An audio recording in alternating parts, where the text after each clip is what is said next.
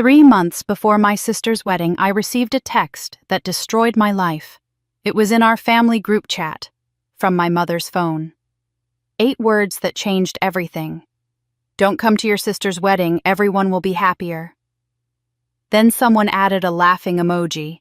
I stared at my phone, waiting for anyone to say it was a joke, to defend me, to say that was cruel.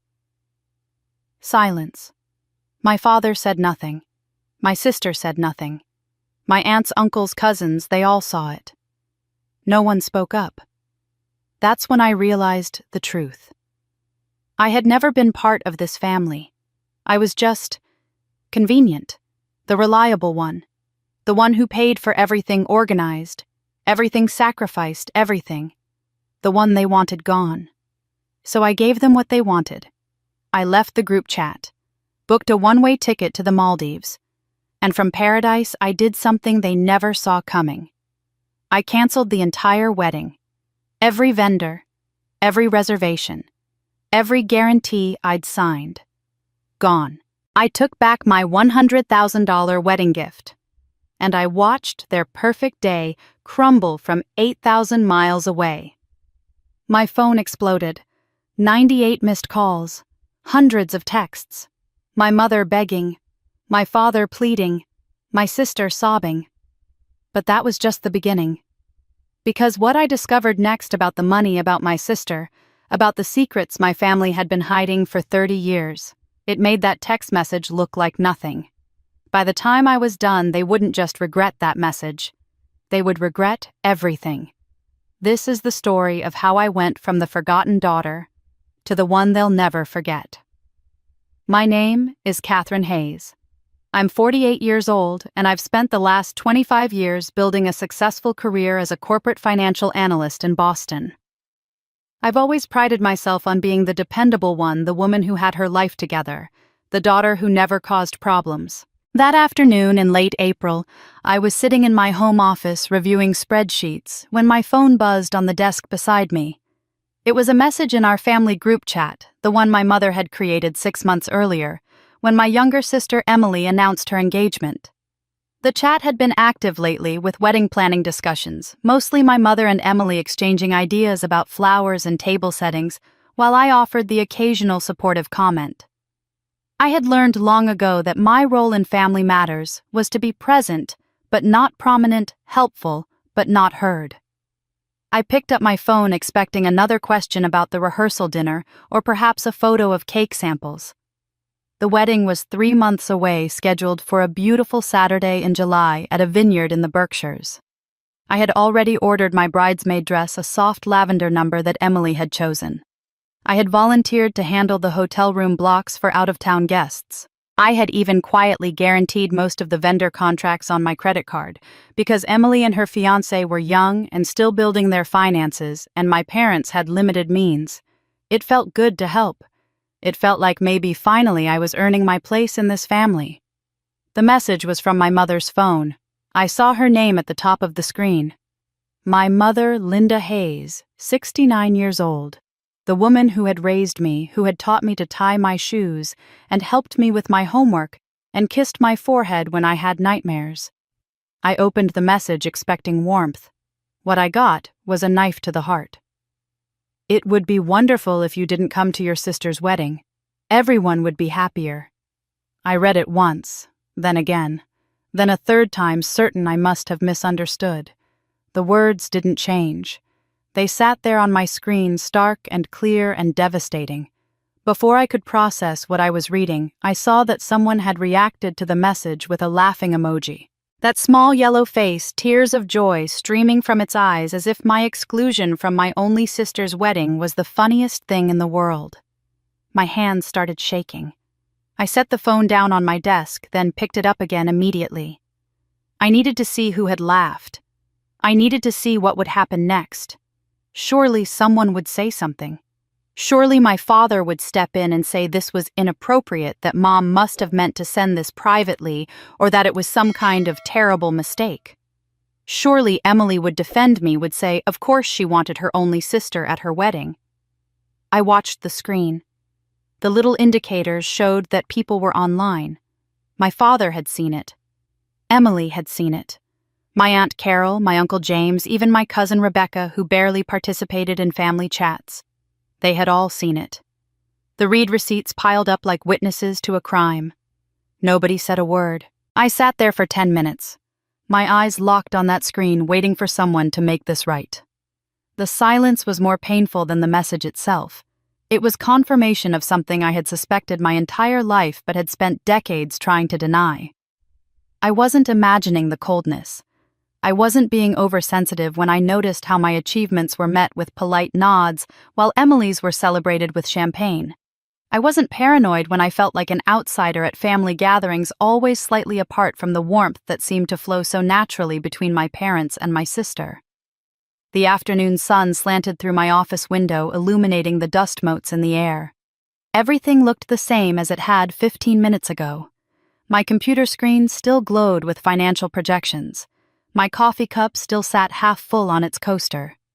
The framed photo on my bookshelf still showed our family at last year's Christmas, all of us smiling for the camera. But something fundamental had shifted.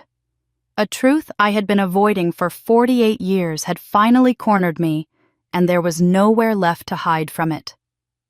I had spent my whole life trying to earn their love. I had been the good daughter, the responsible one, the one who never caused trouble or asked for too much. I had paid for family dinners, sent generous birthday gifts, showed up early to help set up for holidays, and stayed late to clean up.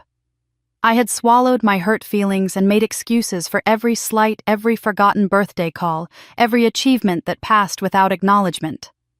I had told myself that this was just how our family worked, that love came in different forms, that I was loved, even if it didn't always feel that way. But you can't misinterpret a message like that. You can't explain away laughter at your pain.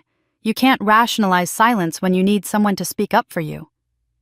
I looked at my reflection in my darkened computer screen. I saw a woman who had spent half a century trying to belong somewhere she was never truly wanted.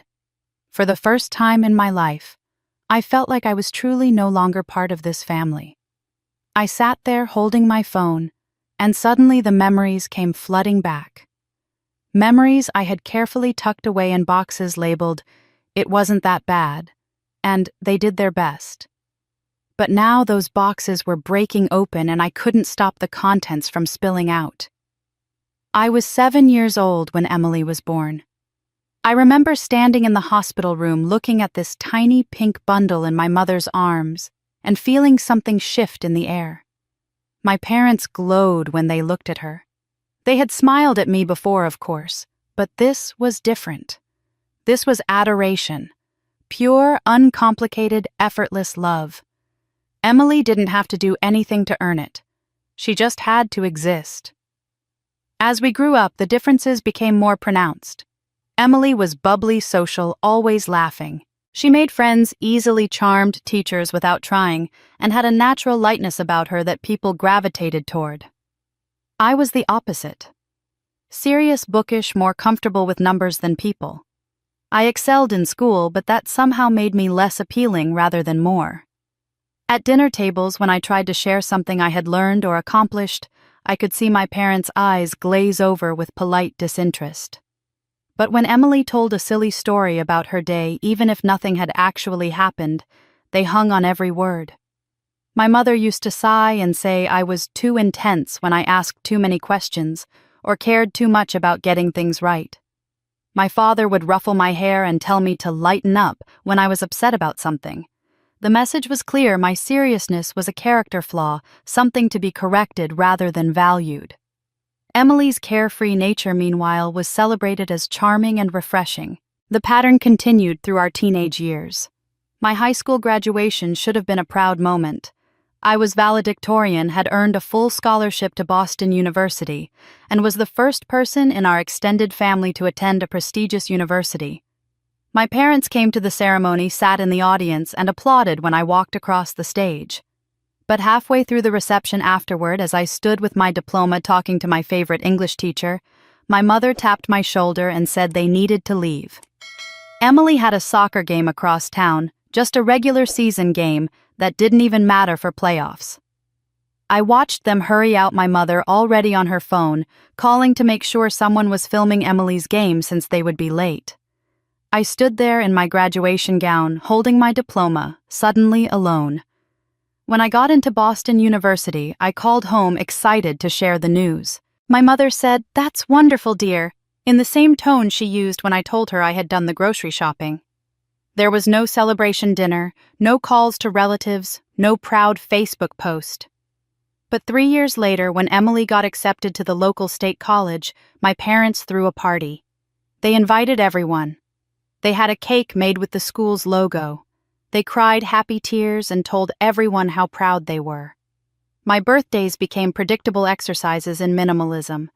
There would be a cake usually store-bought, often the wrong flavor because no one had asked what I wanted. We would sing the song, I would blow out candles, and then we would move on to something else. Emily's birthdays, by contrast, were productions. Themed parties when she was younger, surprise gatherings when she was older, carefully chosen gifts that showed someone had actually paid attention to what she liked. For years I explained this away. I had a whole arsenal of justifications. Parents love their children differently. My mother and Emily had similar personalities, so naturally they connected more easily. My father was tired from work, so he couldn't be expected to remember every detail. I was the older, more independent one, so I didn't need as much attention. I told myself these stories so many times that I almost believed them. Almost. But that text message had shattered every excuse I had ever made. There was no way to rationalize away everyone would be happier without you. There was no softer interpretation, no alternative meaning, no benefit of the doubt left to give. They didn't love me differently. They just didn't love me as much. Perhaps they never had. And as I sat there in my office watching the sun sink lower, another thought occurred to me. When had they ever called me just to talk? When had they ever asked for my presence just because they wanted me around? Every invitation, every phone call, every request for my time had come with a task attached. Could I help Emily move? Could I contribute to the family vacation rental? Could I pick up the gift for someone's birthday because I lived near the good mall? Could I handle the hotel blocks for the wedding?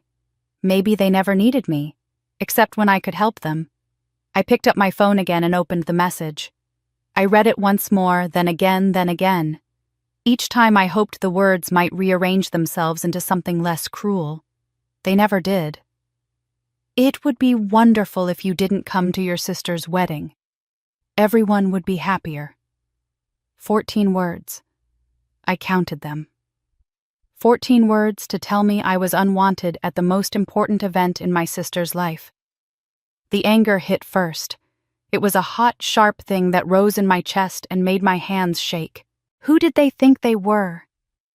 After everything I had done, after every way I had shown up for this family, after every dollar I had spent, and every hour I had given, this was how they treated me.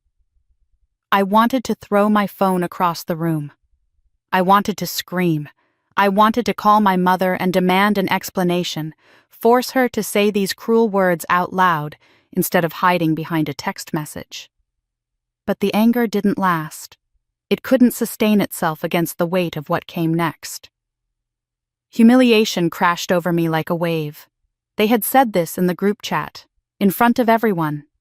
My aunts and uncles and cousins had all seen it. They knew now officially and publicly that I was the family member nobody wanted around. I imagined them reading that message, imagined what they must be thinking. Poor Catherine, always trying so hard, never quite fitting in. It must be exhausting for everyone else to pretend they want her there. Maybe they were relieved someone had finally said it out loud. My face burned. I felt exposed, as if every time I had shown up to a family gathering thinking I was welcome, everyone else had been secretly wishing I would leave. Every conversation I had joined, every photo I had posed for every holiday meal I had attended, had they all been exercises in tolerance? Had my family been performing acceptance while privately resenting my presence? Then came the shame, and it was the worst feeling of all. Shame for not seeing this sooner. Shame for being so desperate to belong that I had ignored every sign, every slight, every moment that should have told me the truth. Shame for being the kind of person who wasn't naturally lovable like Emily, who had to work and strive and try so hard just to earn scraps of affection. What was wrong with me? Why wasn't I enough? Why had I never been enough?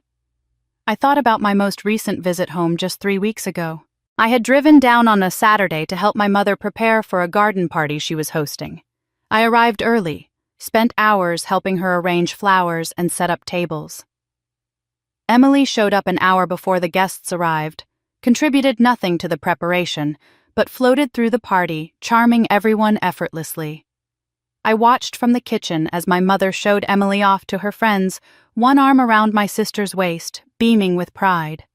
Later, as we cleaned up, my mother had sighed and said, "Your sister just has such natural charm. People are drawn to her." The implication hung in the air, unlike you. Then, when I was loading the dishwasher and asked where she wanted me to put the serving platters, my mother had snapped, "Catherine, you're always so tense. Can't you just relax?" I had spent 6 hours helping her, and that was the only feedback I received. Not thank you.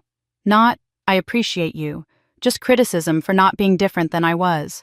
I had driven home that night feeling hollowed out, but I had done what I always did. I made excuses. She was tired from hosting. She didn't mean it the way it sounded. I was being too sensitive. I had spent the entire drive convincing myself that everything was fine, that I was overreacting, that this was just how families were. But I couldn't do that anymore. The text message had stripped away my ability to pretend. I opened the family group chat again. The message sat there stark and undeniable. Above it were months of conversations I had participated in, trying to be helpful, trying to be part of things. Below it was the compose box waiting for me to type a response. But what could I possibly say? What words could address this kind of rejection? My eyes found the 3 dots in the upper right corner of the screen. I tapped them. A menu appeared. Mute notifications. View media. And there at the bottom, leave group. My finger hovered over those 2 words. Leave group. It sounded so final. So absolute. If I pressed that button, I would be removing myself from the family chat, the digital space where my family shared their lives and made their plans. I would be cutting myself off from them, admitting defeat, walking away. But wasn't that what they wanted? Hadn't they just told me in plain language that everyone would be happier without me? Maybe leaving was the kindest thing I could do for all of us. Maybe it was time to stop forcing myself into spaces where I wasn't wanted. Tears spilled down my cheeks as I stared at those words. My vision blurred. My throat tightened. This wasn't how it was supposed to be. Families were supposed to love you. Sisters were supposed to want you at their weddings. Parents were supposed to make you feel like you mattered. I pressed the button. Leave group turned into, "Are you sure?" I tapped yes. The screen changed. The family chat disappeared from my messages. Just like that, I was no longer part of the Hayes family group. I set my phone down and pressed my palms against my eyes, trying to stop the tears. But something strange was happening beneath the grief. Something I hadn't expected. There was a lightness in my chest, a sense of weight lifting. For the first time in my life, I had stopped trying. I had stopped reaching for acceptance that would never come. I had stopped pretending that if I just tried hard enough, gave enough, did enough, I would finally be loved the way Emily was loved. The tears kept falling, but I wasn't sure anymore if they were tears of loss or relief. I didn't know if I had just lost my family or gained my freedom for the first time. I sat in my office for another 20 minutes, staring at nothing, feeling everything. Then something shifted inside me. I wasn't going to sit here drowning in tears over people who didn't want me. I wasn't going to spend another minute of my life begging for crumbs of affection from a table that had never been set for me. I opened my laptop and pulled up a travel website. My fingers moved almost without conscious thought. I typed Maldives into the search bar. I had always wanted to go there, had seen photos of those pristine beaches and overwater bungalows, but I had never allowed myself the indulgence. There was always something more practical to do with my money, always some family obligation to fund, always a reason to put my own desires last. Not anymore. I found a flight leaving Boston Logan in 11 hours. One way. No return date. I didn't let myself think about work, about responsibilities, about what this would mean. I just clicked. Added travel insurance. Upgraded to business class because why not? Selected a resort that looked like something from a dream. My credit card information autofilled. I hit purchase before I could change my mind. Confirmation email arrived 30 seconds later. I was going to the Maldives. Tonight. I stood up from my desk and started moving. Pulled a suitcase from my closet. Threw in summer clothes, toiletries, my passport. I worked on autopilot, my body knowing what to do, while my mind was still catching up to the enormity of what I had just decided. I was leaving. Not just my apartment, but everything. I emailed my boss and requested an indefinite leave of absence citing a family emergency. It wasn't entirely a lie. I called my building manager and asked him to water my plants. I set my bills to autopay. 3 hours later, I was in an Uber heading to the airport. 6 hours after that, I was settling into my business class seat, accepting a glass of champagne from a flight attendant, who smiled at me like I was someone worth smiling at. The plane filled up around me. Families with excited children. Couples holding hands. Solo travelers like me, though they probably had better reasons for their journeys than running away from a text message. I sipped my champagne and felt the bubbles sharp against my tongue. The cabin lights dimmed. The safety demonstration played. The engines roared to life. As we taxied toward the runway, my mind began to wander backward. I saw myself at 10 years old, sitting at our kitchen table trying to tell my parents about a science project I was excited about. My father had been reading the newspaper. My mother had been chopping vegetables. Emily had been singing to herself in the living room. No one had looked up.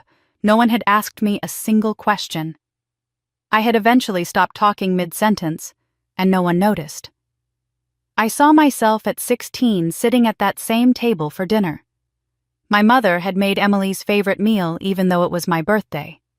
When I gently pointed this out, my mother had said, "Well, Emily has soccer practice tomorrow and needs protein. You understand, don't you?" I had nodded and eaten my sister's favorite food on my birthday, telling myself it didn't matter. I saw myself at 23 coming home for Christmas with my first real boyfriend. I had been so nervous, so hopeful that they would like him, that this would be the thing that made them see me differently. Within an hour, my mother had mentioned 3 times how Emily's boyfriend was so outgoing and fun. The comparison had been clear. My boyfriend and I broke up 2 months later. He said I seemed too focused on pleasing people who would never be pleased.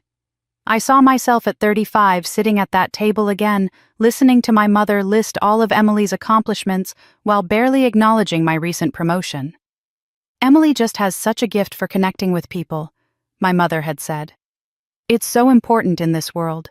And the unspoken message: your analytical skills, your financial success, your quiet competence matter less than your sister's ability to make people laugh.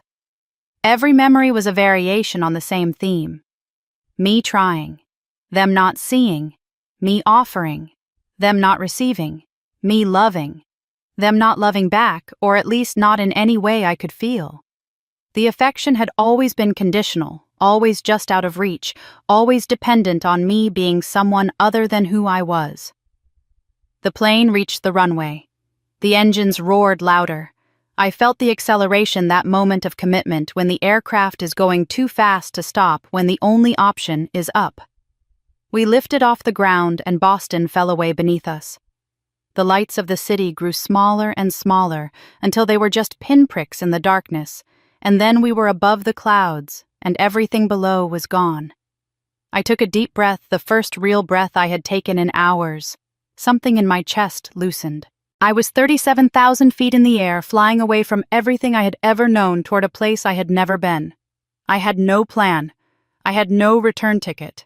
I had no idea what I was doing. But for the first time in my 48 years, I was going to live for me. Not for my mother's approval. Not for my sister's shadow. Not for a family that had never made room for me at their table. Just for me. The thought was terrifying and exhilarating in equal measure. I pressed my forehead against the cold window and watched the darkness outside. I didn't know if this trip would be an escape or the beginning of revenge.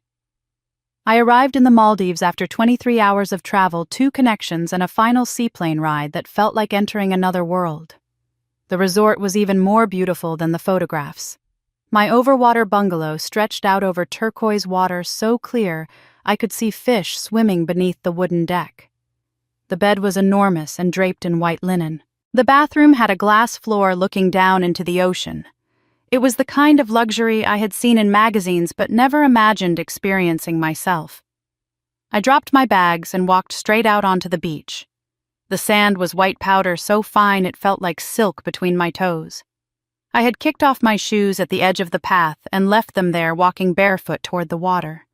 The sun was beginning to set, painting the sky in shades of orange and pink that seemed impossible, too vivid to be real. The ocean stretched endlessly before me, calm and crystalline, lapping gently at the shore with a rhythm that felt like breathing. I walked along the water's edge, feeling the warm Indian Ocean wash over my feet. The breeze lifted my hair and touched my face with a gentleness I couldn't remember experiencing before. There was no agenda here. No one needed me to be anywhere or do anything. No one was watching me with disappointed eyes, wishing I were different. The wind didn't judge me for being too serious. The ocean didn't find me too intense.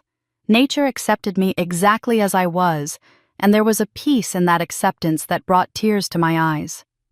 I walked for an hour, maybe more, losing track of time as the sun sank below the horizon and stars began appearing overhead. Other resort guests passed me occasionally, couples holding hands, or families with sleepy children heading back to their bungalows. They smiled at me politely, the way strangers do in beautiful places. No one knew me here. No one had expectations of me. I could be anyone, reinvent myself completely, and no one would know the difference. But even as I felt the physical peace settling into my bones, even as I breathed in the salt air and felt my shoulders begin to relax for the first time in weeks, my mind wouldn't stop circling back to that message. It would be wonderful if you didn't come to your sister's wedding. Everyone would be happier. The words played on repeat in my head, a soundtrack I couldn't turn off. I had the exact wording memorized, now could see the message in my mind's eye as clearly as if I were still staring at my phone screen. Everyone would be happier, not just your sister, not just your mother. Everyone. The word choice felt deliberate, designed to hurt maximum impact. They had taken a survey, apparently polled the family, and reached a unanimous conclusion. Catherine's absence would improve the event. I was not merely unwanted. I was actively detrimental to other people's happiness. I sat down on the sand and wrapped my arms around my knees, staring out at the dark water. What had I done wrong? The question pounded in my head like a heartbeat. I had tried so hard my entire life to be a good daughter, a good sister, a good family member. I had been responsible and reliable. I had helped whenever asked. I had swallowed my hurt feelings and shown up with a smile. I had funded family vacations and paid for repairs on my parents' house and sent generous gifts for every occasion. What more could I have done? Maybe that was the problem.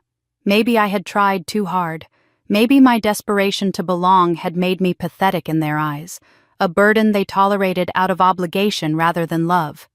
Maybe if I had been more like Emily, carefree and confident, not caring so much whether people approved of me, they would have liked me better.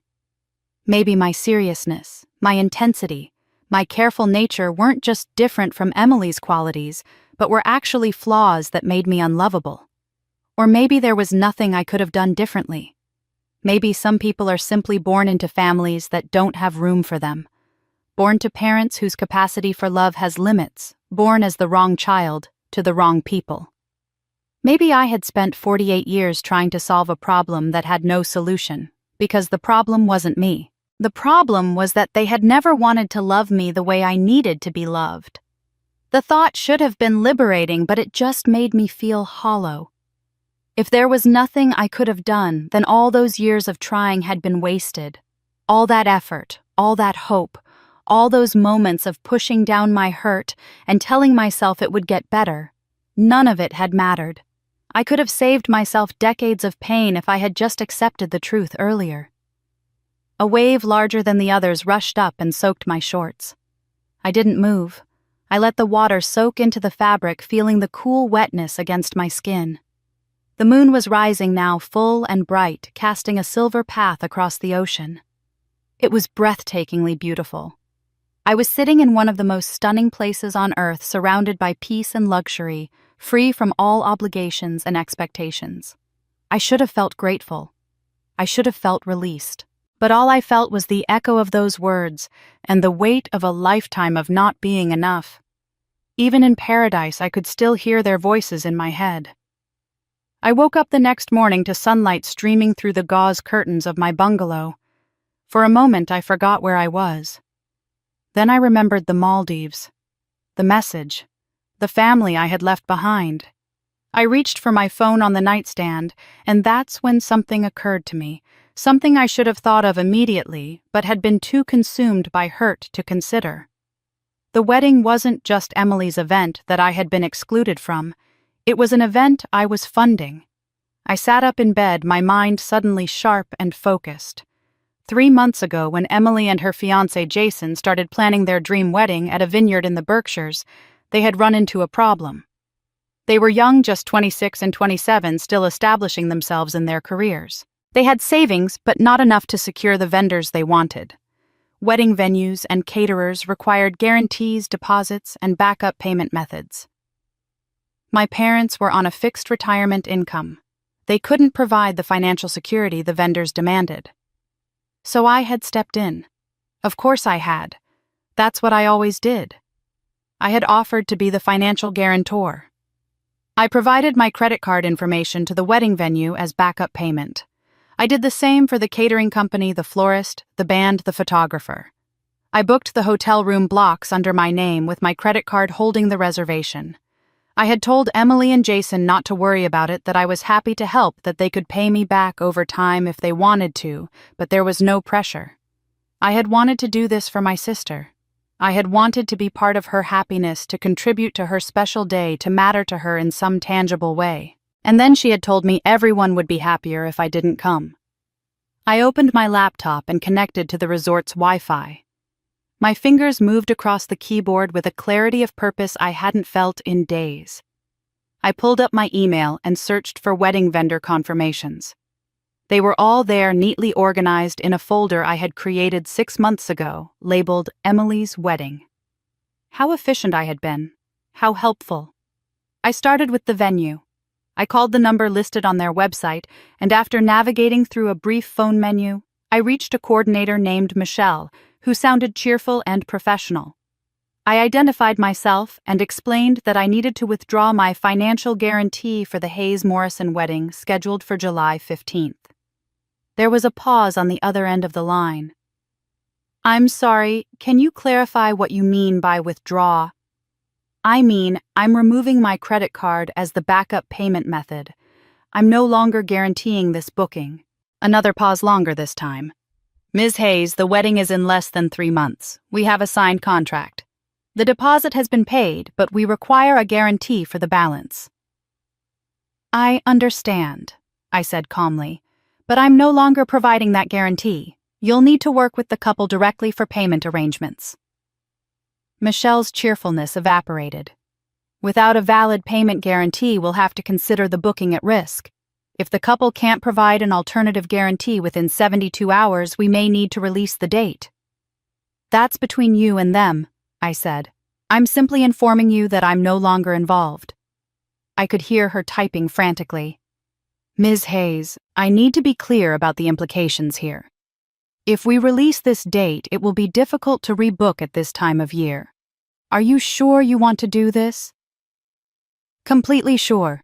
Please send me written confirmation that my guarantee has been removed." I hung up before she could argue further. My hands were steady. My heartbeat was calm. I felt no guilt, no hesitation, just a cool, clear sense of purpose.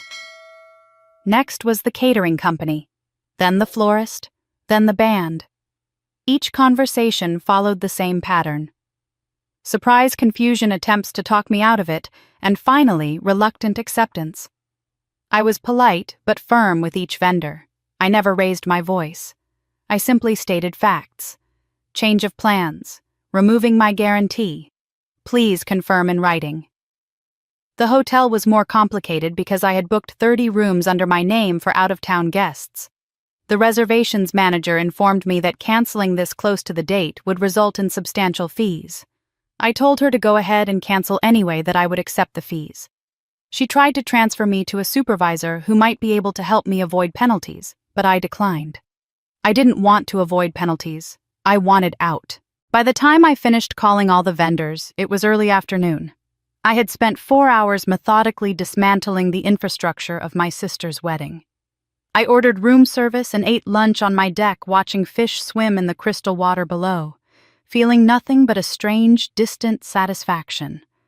There was one more thing to do. 2 weeks ago, I had transferred $100,000 into Emily's checking account. It was my wedding gift to her and Jason, money I had saved over years, money I had planned to give them to help with a down payment on their first house. I had made the transfer early so they would have time to look at properties before the wedding. I had imagined their gratitude, their excitement, their appreciation for such a generous gift. I had imagined perhaps that this gift would finally make them see how much I loved them, how much I wanted to be part of their lives.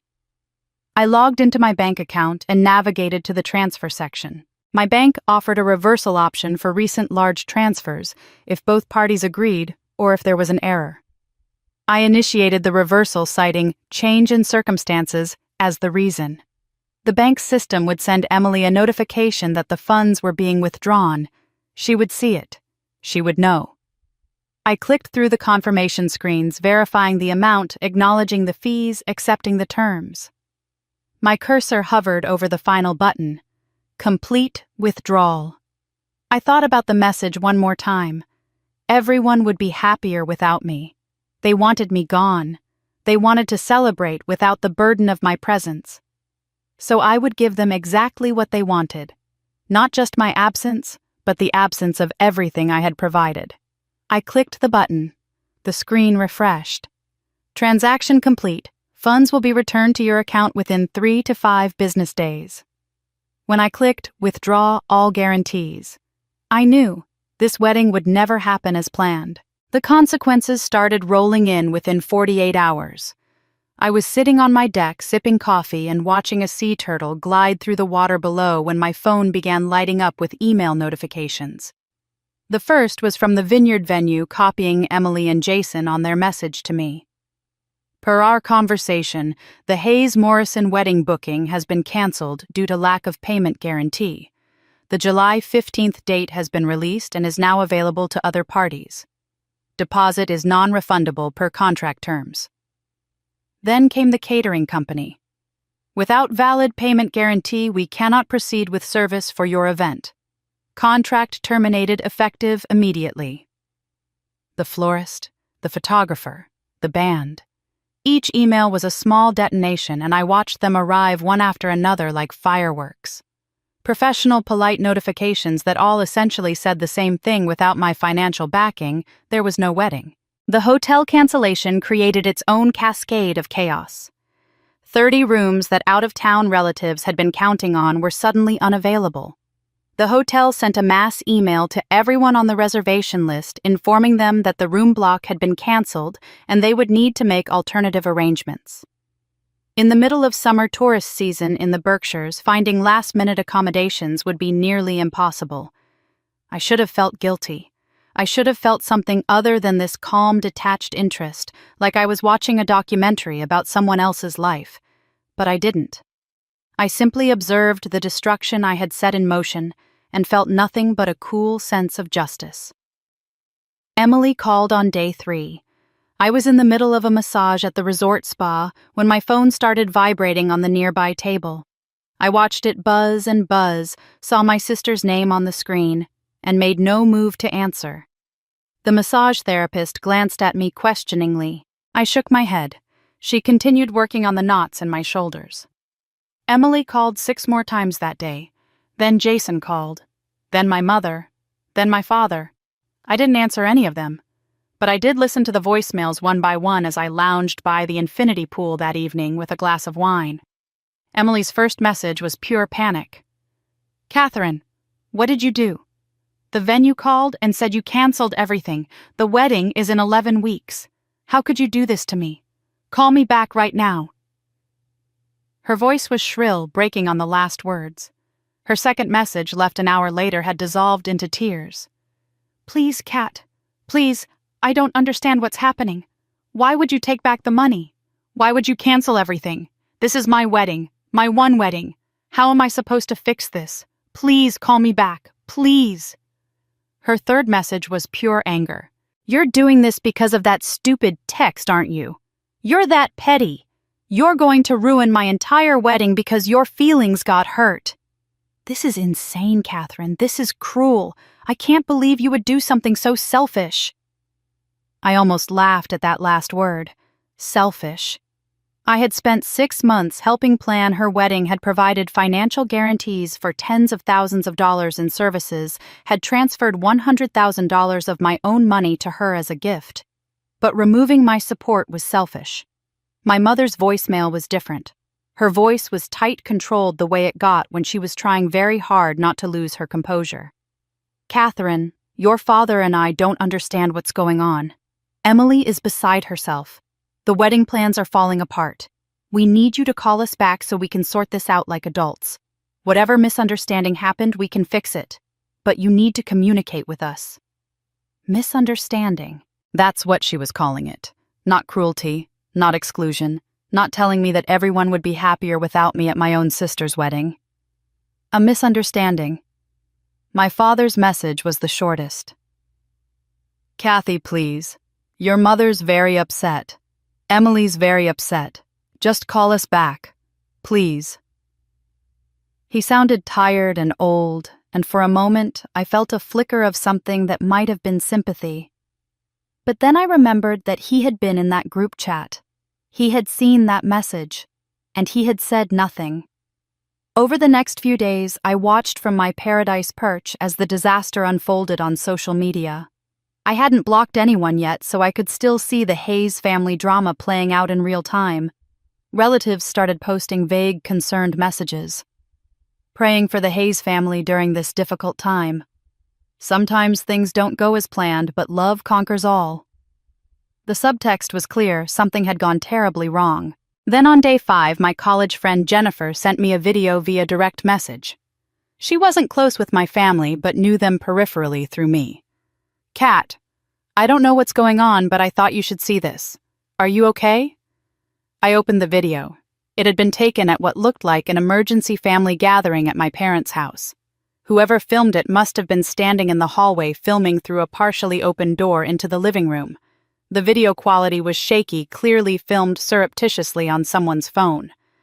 Emily sat on the couch, her face blotchy and swollen from crying, mascara streaked down her cheeks. Jason sat beside her, one arm around her shoulders, looking shell-shocked. My mother stood near the fireplace, her face pale, her hands clasped so tightly her knuckles were white. She was talking to a cluster of relatives, aunts and uncles whose faces I recognized. The audio was muffled, but I could make out fragments. "We don't know where she went. Complete overreaction. Yes, we're trying to rebook, but everything is... The costs are... We never meant for her to..." My mother's voice kept breaking, not with emotion, but with something else. Embarrassment. Humiliation. Fear of judgment. Emily suddenly stood up, her voice rising loud enough to be clearly heard. "She took back the money, $100,000 that she promised me. How am I supposed to fix this? She's destroying my life because of one text message." Someone off camera, an aunt, I thought, murmured something about trying to understand Catherine's perspective. Emily whirled toward the voice. "Her perspective. She's being vindictive and cruel. This is my wedding." The video ended there, but it was enough. I watched it 3 times, studying their faces, their body language, their words.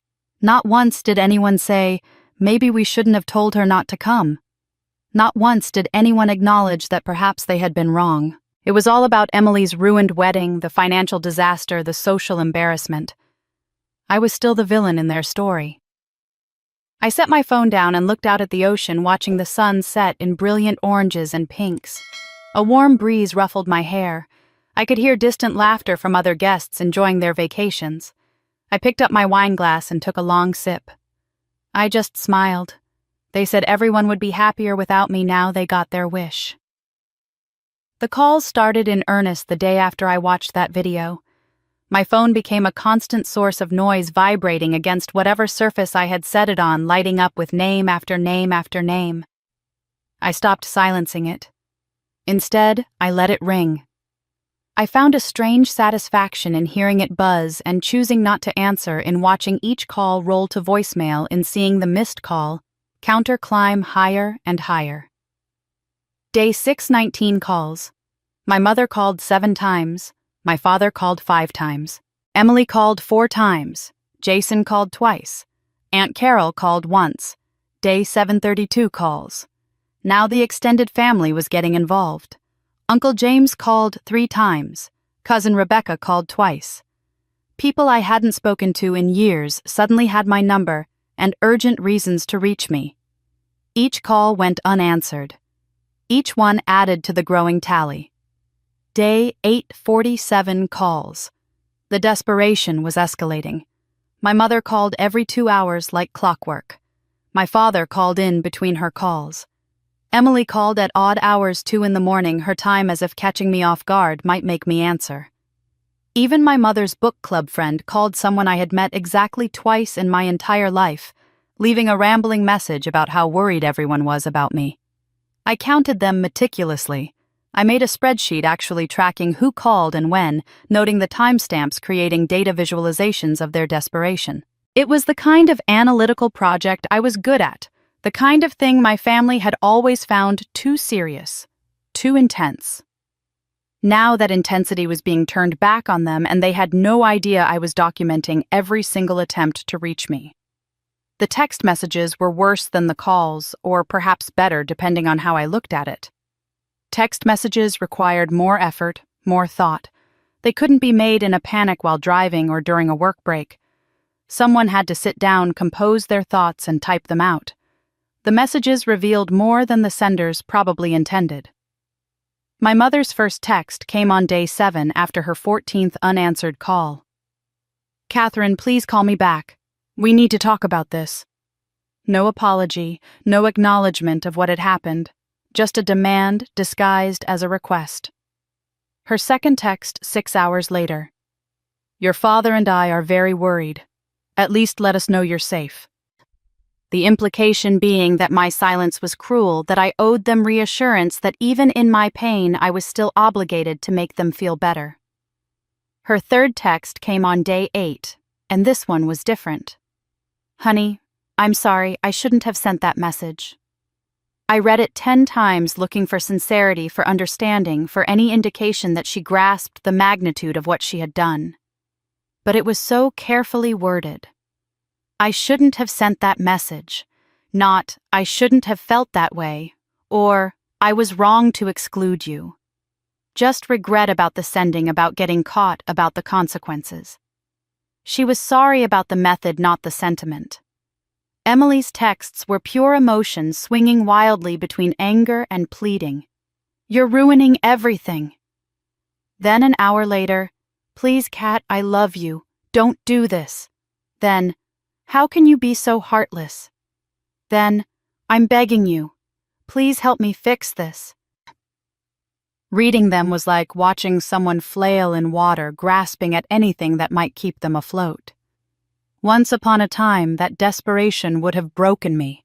I would have rushed in to rescue her, to fix everything, to make her happy at my own expense. That version of myself felt very far away now. My father's texts were brief and infrequent. "Please come home. We can work this out. Your mother needs you." That last one almost made me laugh. My mother needed me. My mother, who had sent a message saying everyone would be happier without me, now needed me. The irony was so sharp it could cut. The relatives' texts were perhaps the most revealing. Aunt Carol. "Catherine, whatever happened, family is family. Don't let pride ruin your relationship with your sister.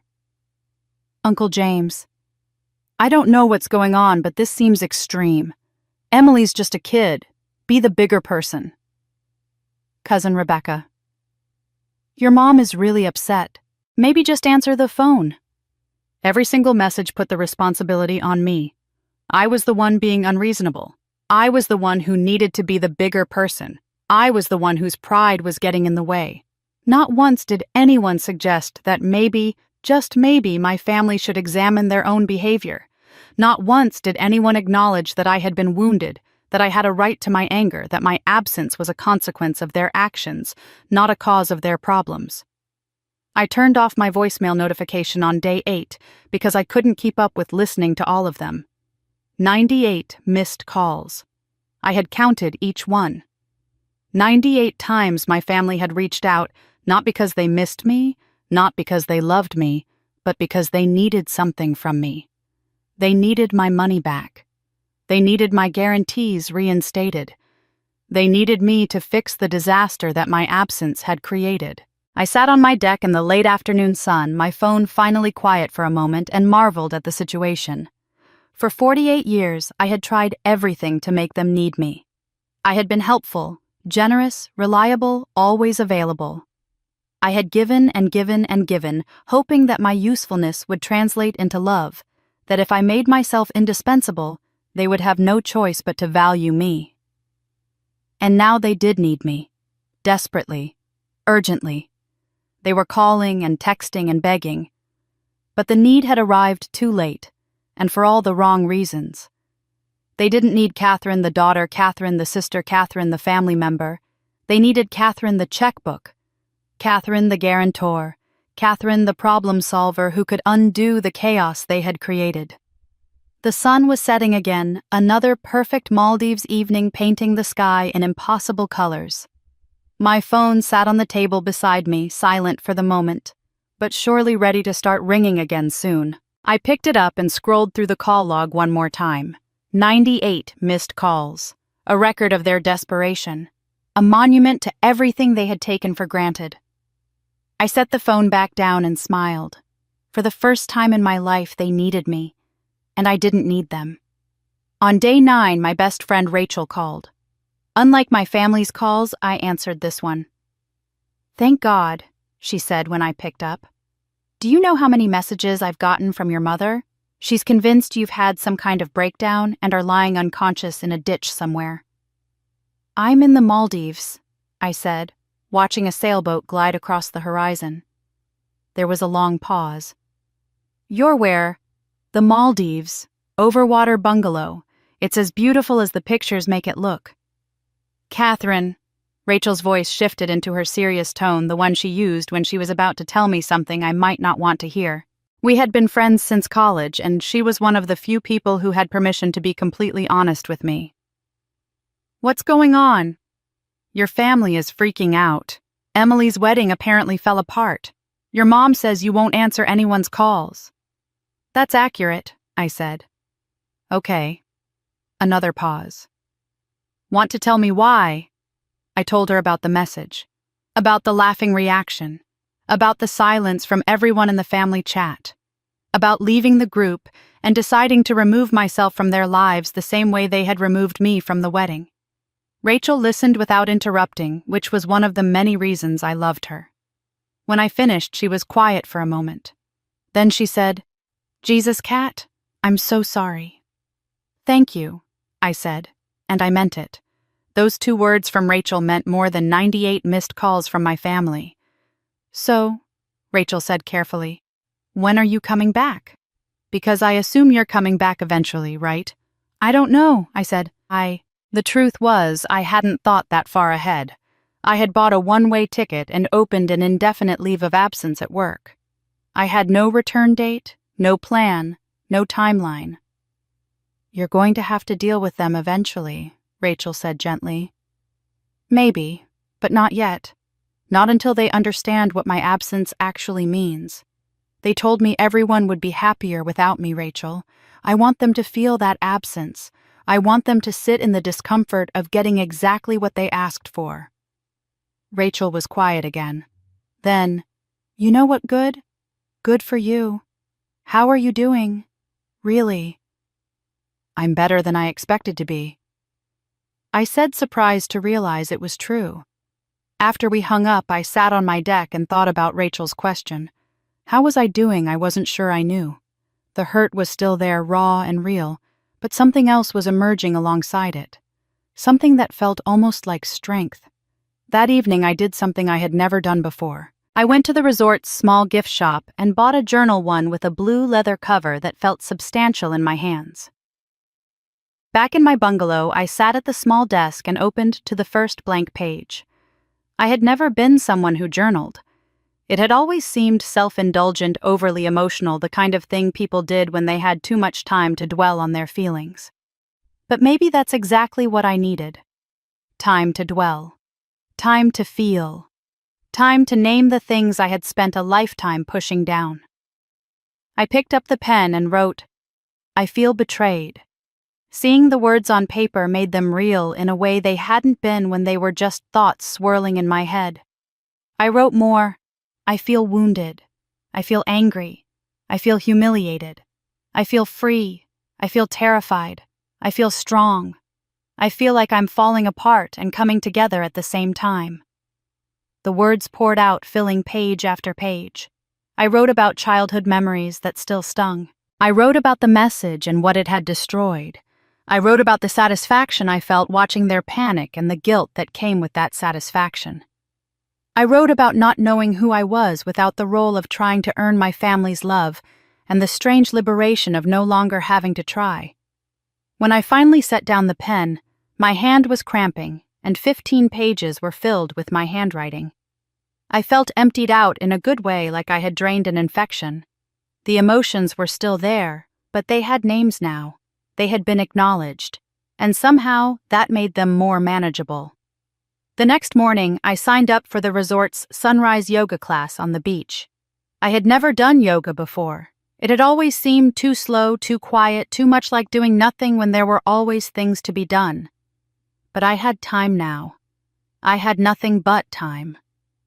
The instructor was a serene woman named Amara, who spoke in a soft, calming voice as she guided us through the poses. The sun was just beginning to rise over the ocean, painting everything in gold.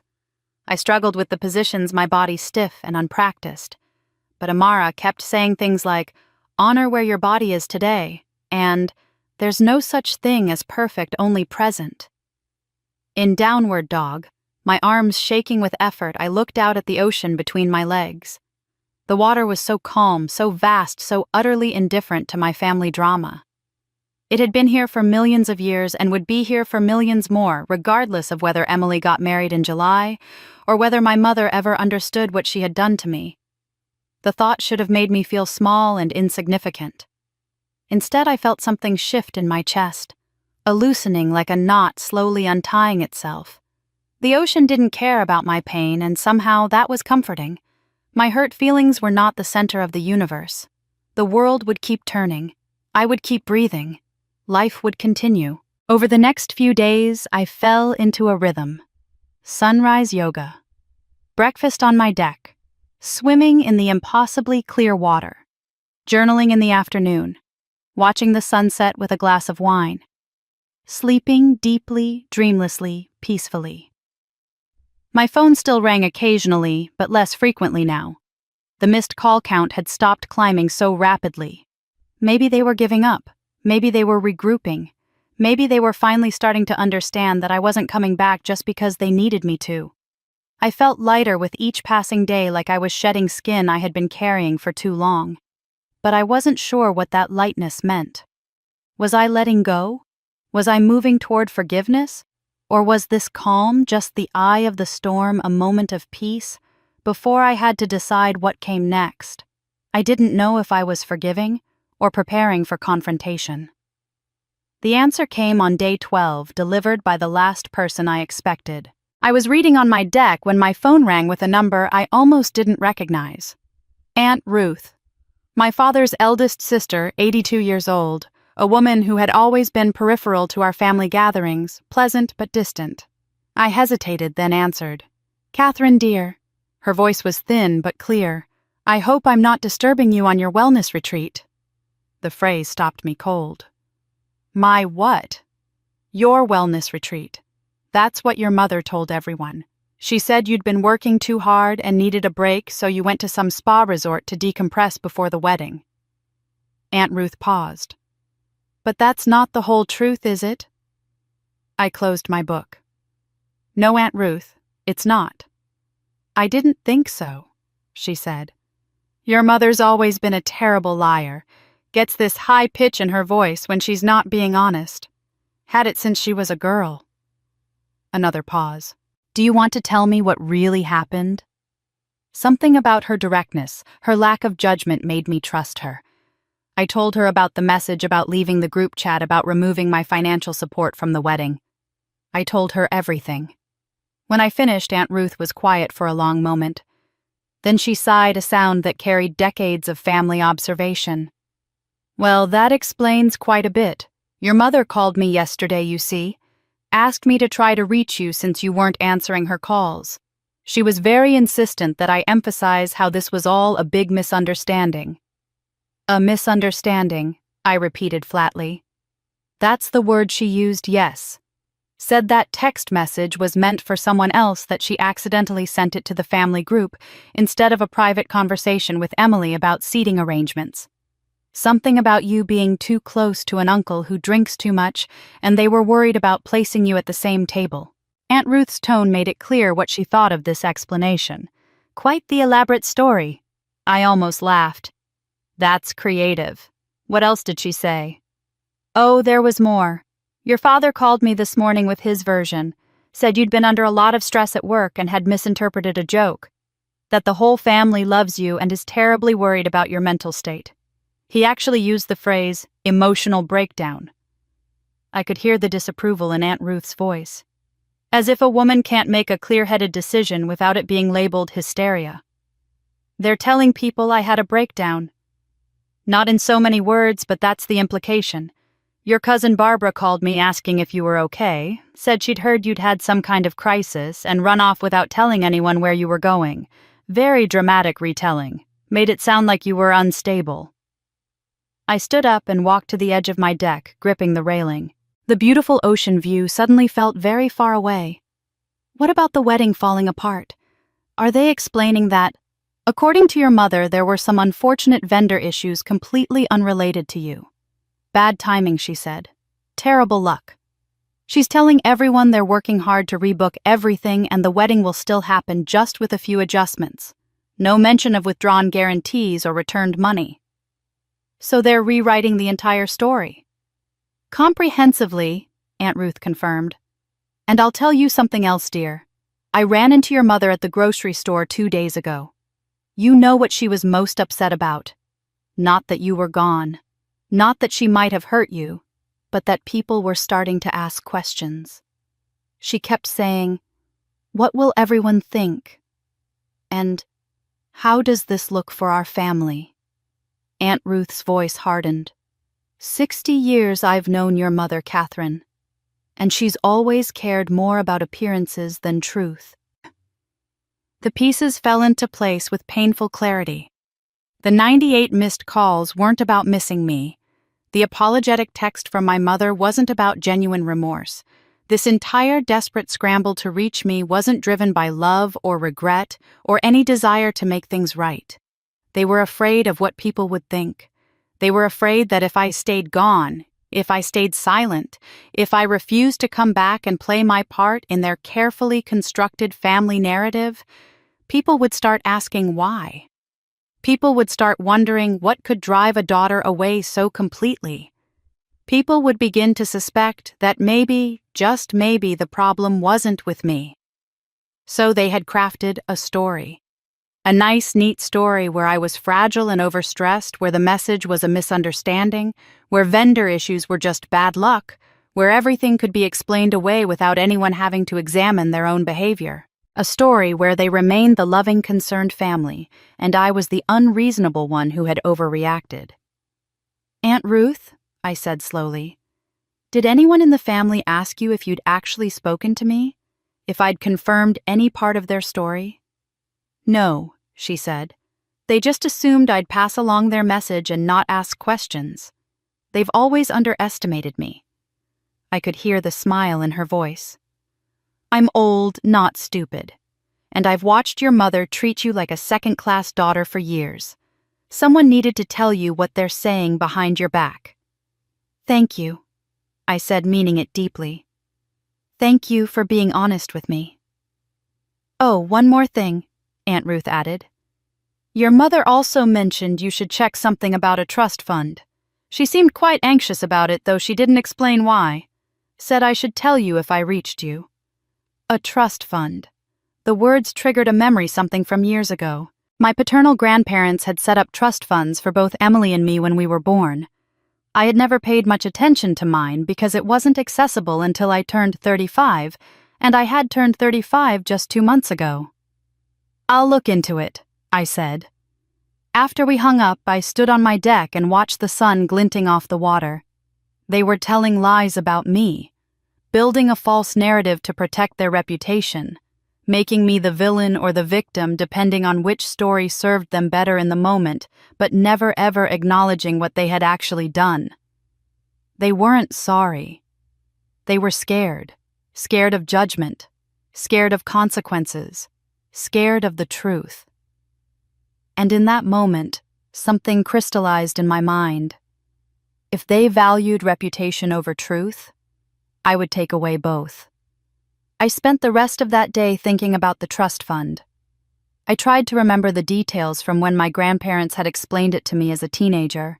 They had been my father's parents' traditional people who believed in legacy and proper financial planning. They had set up equal trust funds for both their granddaughters, each to be accessible when we turned 35. The number had seemed impossibly distant back then, and honestly, I had mostly forgotten about it over the years. I had built my own career, my own savings, my own financial independence. The trust fund had become background noise in my life, something I vaguely knew existed but never thought about. But I had turned 35 in February just 2 months ago. There had been no birthday call from my parents that day, I remembered now. Emily had sent a text with a generic GIF. That had been it. No mention of the trust fund becoming accessible, no conversation about what I might want to do with it. At the time, I had assumed my parents had simply forgotten my birthday as they often did. Now I wondered if there was another reason for their silence. I was about to open my laptop and try to find information about the trust when my phone rang again. Aunt Ruth. Catherine, I'm calling back because I didn't tell you everything earlier, she said without preamble. I'm 82 years old, and I've learned that honesty gets harder the longer you wait. So I'm just going to say it. Okay, I said, my pulse quickening. There's something your mother has been hiding for a very long time. I don't know all the details, but I know enough to know it matters. She paused, and I heard her take a breath. About 15 years ago, I stayed at your parents' house for a week while recovering from surgery. Your father was working long hours, and your mother was helping take care of me. One night I woke up around 2 in the morning and heard crying coming from downstairs. I went to check thinking maybe your mother was hurt or sick. I sat down on my bed, gripping the phone tighter. She was sitting at the kitchen table in the dark, and she was sobbing. Really sobbing, the kind of crying that comes from deep inside. I stood in the doorway, not sure if I should intrude. That's when I heard her say something. Aunt Ruth's voice dropped. She said, I can't keep doing this. I can't keep pretending the child who isn't blood is the same as the one who is. My breath caught. The child who isn't blood. Those were her exact words. I never forgot them because they were so strange. I stood there frozen, and then your mother said something else. She said, Sarah would hate me for this, but I can't help it. I can't love her the same way. Aunt Ruth paused. Do you know who Sarah is? No, I whispered. Neither do I. But your mother said that name like it was a weight she'd been carrying for years, like it meant something terrible and important. Aunt Ruth sighed. I backed away quietly. Never told your mother I heard her. Never asked about it. I told myself it wasn't my business, that every family has secrets. But I've thought about those words many times over the years, especially when I watched how differently your mother treated you and Emily. My mind was racing. The child who isn't blood. Sarah. A secret my mother had been carrying for years. Why are you telling me this now? Because you deserve to know the truth, whatever it is. Aunt Ruth's voice was firm. And because of the trust fund. Your grandfather was my brother Catherine. I know exactly how much money he and your grandmother put into those trusts. They were equal amounts, substantial amounts. When I mentioned it to your mother yesterday and said you should check on it now that you're 35, she became very nervous. Started talking very fast about how trust funds are complicated and you probably shouldn't worry about it right now with everything else going on. It was the same voice she uses when she's hiding something. You think something's wrong with my trust fund? I think you need to check it immediately. I think your mother's panic about you being unreachable has less to do with Emily's wedding and more to do with you being 35 and finally having access to something she's been controlling. Aunt Ruth's words came faster now. Your grandparents set up those trusts with your mother as the trustee until you turned 35. That means she had legal authority to manage the funds. But only for your benefit, Catherine. That's what a trustee's duty is, to act in your best interest. The pieces were starting to form a picture, though I couldn't see the full image yet. A child who isn't blood. A woman named Sarah. A trust fund my mother didn't want me to check. Decades of preferential treatment toward Emily. The message telling me not to come to the wedding, as if my presence was an inconvenience they could finally be rid of. Check the trust fund today, Aunt Ruth said. I'll be here if you need to talk after you do. And Catherine, whatever you find, remember that you deserved better than what they gave you. That's not just my opinion. That's the truth. After we hung up, I sat motionless on my bed, staring at the wall. The afternoon sun streamed through the windows, dust motes dancing in the light, everything peaceful and beautiful and utterly at odds with the storm building in my chest. I opened my laptop with shaking hands and searched for the name of the bank that had managed my grandparents' estates. I found the trust department's number and called, my heart pounding so hard I could hear it in my ears. If what Aunt Ruth said is true, everything makes sense now. The trust department representative was professional and efficient. After verifying my identity with security questions, she explained that yes, I now had full access to the trust fund established by Harold and Margaret Hayes in 1977. She could send me login credentials to access the account online, or she could provide the current balance over the phone if I preferred. The balance, please, I said, my voice steadier than I felt. I heard typing on her end. The current balance of the Hayes Family Trust account number ending in 4772 is $8,143.27. The world tilted. I gripped the edge of my desk to steady myself. I'm sorry, could you repeat that? $8,143.27. She repeated, her tone unchanged, as if she had just told me the weather forecast rather than information that was rewriting my entire understanding of my life. That can't be right, I said. My grandparents funded this trust. They were comfortable. They wouldn't have set up a trust with only $8,000. I'm looking at the account history now, she said. The initial deposit in 1977 was indeed much larger. Let me pull up the complete record. More typing. The trust was initially funded with $100,000. Over 48 years with compound interest and conservative investments, the account grew substantially. At its peak in 2010, the balance was approximately $320,000. $320,000. I tried to breathe normally. And now it's $8,000. Yes, there have been significant withdrawals over the past 15 years. The trustee had legal authority to make withdrawals until you reached age 35, which, according to our records, was in February of this year. Who was the trustee? I asked, even though I already knew the answer. Linda Marie Hayes, listed as the beneficiary's mother. She was designated as trustee by your grandparents when the trust was established, with the stipulation that her authority would end when you turned 35, at which point full control would transfer to you, my mother. My mother had been in control of over $300,000 that belonged to me, and now there was $8,000 left. Can you send me a complete transaction history, every withdrawal with dates and amounts? Of course. I'll email that to you within the hour. Is there anything else I can help you with today? One more question. As trustee, was my mother legally allowed to withdraw money from this account? The representative hesitated, choosing her words carefully. A trustee has the authority to make withdrawals, but only for the benefit of the beneficiary.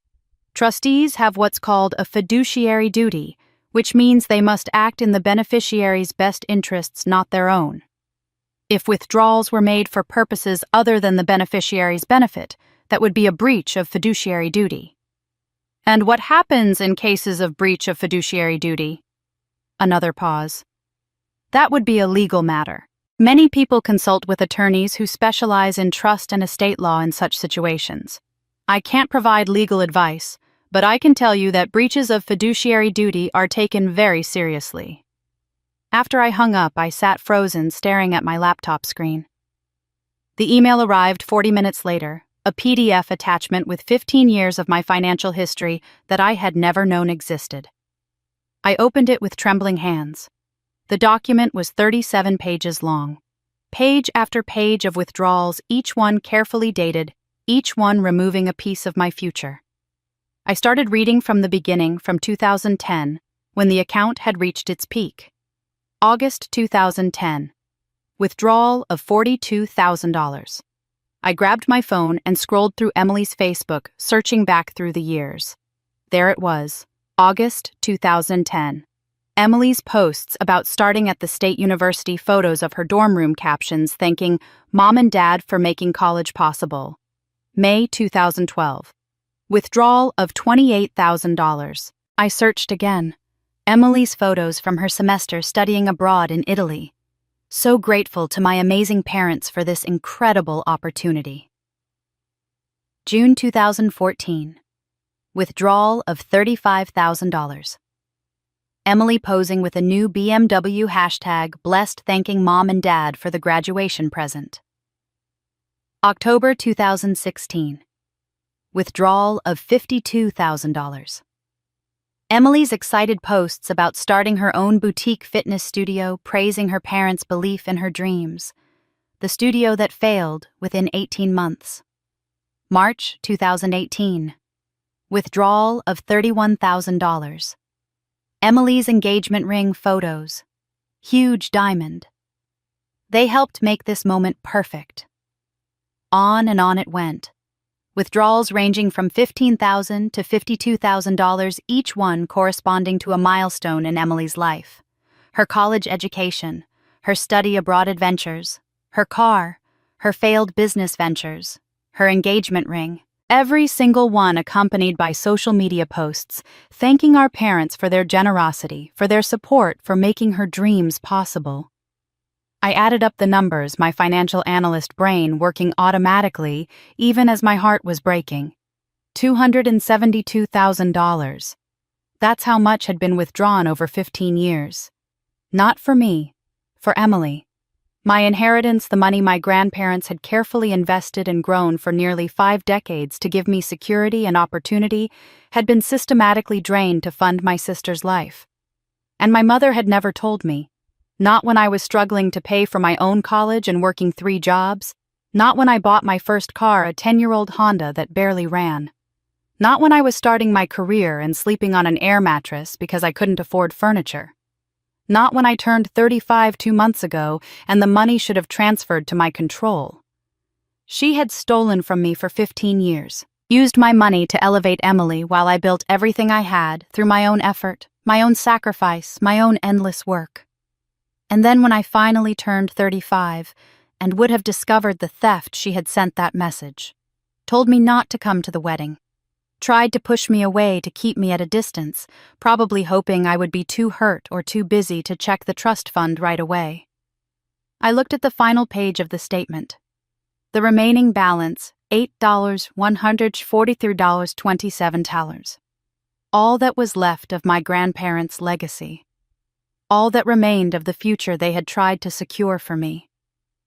I thought about all those social media posts, Emily thanking our parents, believing they had paid for everything out of their own pockets. Did she even know it was my money? Or had my mother let her believe it was parental generosity, never mentioning that every dollar came from her sister's inheritance? The sun was setting outside my window, but I barely noticed. I was too busy understanding finally the full scope of what had been taken from me. Not just money, though, that was staggering enough. But opportunity, security, the choices I could have made if I had known that money existed, the different life I might have lived. They didn't just steal my family's love, they stole my future. I didn't sleep that night. Instead, I opened my laptop and began what I do best, analyzing data. If my mother had systematically stolen from me, I would systematically document every theft. I would build a case so ironclad that even she couldn't deny it. I started by creating a new spreadsheet, something I could have done in my sleep after 25 years as a financial analyst. Column A, date of withdrawal. Column B, amount. Column C, running balance. Column D, corresponding event in Emily's life. Column E, source of documentation. Column F, public acknowledgement. For the next 6 hours, I went through every single transaction in that 37-page bank statement. I cross-referenced each withdrawal with Emily's social media history, going back through 15 years of Facebook posts, Instagram photos, and Twitter updates. I took screenshots of everything, saving each piece of evidence with a file name that matched the withdrawal date. The pattern was even more extensive than I had initially realized. There were withdrawals I had missed in my first review, smaller amounts that seemed insignificant individually, but added up to tens of thousands of dollars. A $3,500 withdrawal in December 2011 matched Emily's posts about a ski trip to Aspen with friends. An $8,000 withdrawal in April 2013 corresponded to her spring break in Cancun. A $6,200 withdrawal in September 2015 aligned with photos of Emily getting a new laptop, iPad, and iPhone, all at once captioned, "Parents spoiling me before my big job interview." I expanded my search beyond social media. I went through old family group emails that I had never deleted, finding thank you messages from Emily to our parents. "Thank you so much for the help with my car insurance deductible after the accident. That was $4,100 in July 2017. You guys are lifesavers for covering my security deposit. That was $2,800 in March 2019. I can't believe you're paying for my wedding dress, best parents ever. That was $3,200 in January of this year. Every casual mention of parental generosity was actually my money. Every expression of gratitude to mom and dad was for resources stolen from my inheritance. I researched trustee responsibilities, reading through legal websites and statutes until my eyes burned. The law was clear. A trustee has a fiduciary duty to act solely in the interest of the beneficiary. The money in that trust was mine legally and morally from the moment my grandparents established it. My mother's role was to manage it for my benefit until I turned 35. Instead, she had treated it like a family slush fund available for anyone's use except the person it actually belonged to. I found legal precedents for cases like mine. Trustees had been sued successfully for far less egregious violations. Some had faced criminal charges. The penalties could include paying back the full amount with interest, plus additional damages, plus legal fees. In some cases, trustees had lost everything for betraying their fiduciary duty. My mother had violated every principle of trust law. She had taken money that wasn't hers and given it to someone who had no legal right to it, for 15 years. While I worked multiple jobs to pay my own way through college, while I drove cars that barely ran, while I lived in tiny apartments and carefully budgeted every dollar because I believed I had to make it on my own. Around 3 a.m, I remembered something that made me physically sick. I got up and searched through my old photos on my phone, scrolling back years until I found what I was looking for. Christmas 2016. We had all gathered at my parents' house. In one photo, Emily stood by the tree holding up a check, beaming at the camera. I zoomed in on the image until I could read the caption I had written when I posted it. Em gets help starting her dream business, so proud of my little sister and grateful to Mom and Dad for believing in her. I had been happy for her. I had been proud. I had taken the photo. I had posted it with genuine joy, believing our parents were being generous, wishing I could be more like Emily, someone worthy of that kind of investment and support. The check in the photo was visible. Made out to Emily Hayes, signed by Linda Hayes, amount $52,000, money from my trust fund. I found more photos. Emily's college graduation in 2014 standing between our parents, all three of them smiling. The caption from my mother's Facebook, "So grateful we could give our baby girl the education she deserves. Worth every penny." 23 people had liked that post. 15 had commented with congratulations. I had commented too. "She worked so hard. You guys are amazing parents." I had thanked them. I had actually thanked them for using my money to pay for Emily's education while I was drowning in student loans. There was a photo from Emily's going-away party before her semester in Italy. She had given a tearful speech which someone had recorded on video and posted to YouTube. I found it and watched it, something I hadn't done in years. Emily, 20 years old, eyes shining, saying, "I can't believe I get to do this. I can't believe my parents are making this dream come true. Not everyone has parents who would sacrifice like this. I'm the luckiest girl in the world." The word sacrifice echoed in my head. What had they sacrificed? Nothing. They had sacrificed nothing. They had simply stolen from one daughter to give to the other and accepted gratitude for their generosity. I looked at my spreadsheet. Every line was filled in now. Every withdrawal documented. Every piece of evidence cataloged.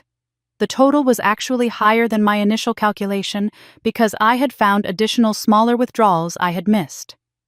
$281,412. That was the final number.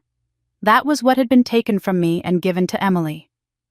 The sky outside was beginning to lighten, the first hints of dawn touching the horizon. I saved my spreadsheet with the file name Trust Fund Theft Documentation and attached all the screenshots, all the photos, all the evidence I had compiled. Every success Emily celebrated was built on money stolen from me. I was still staring at my spreadsheet when a Facebook Messenger notification popped up on my screen. The name attached was vaguely familiar, Margaret Chen. It took me a moment to place her. She had been my mother's friend from her book club years ago.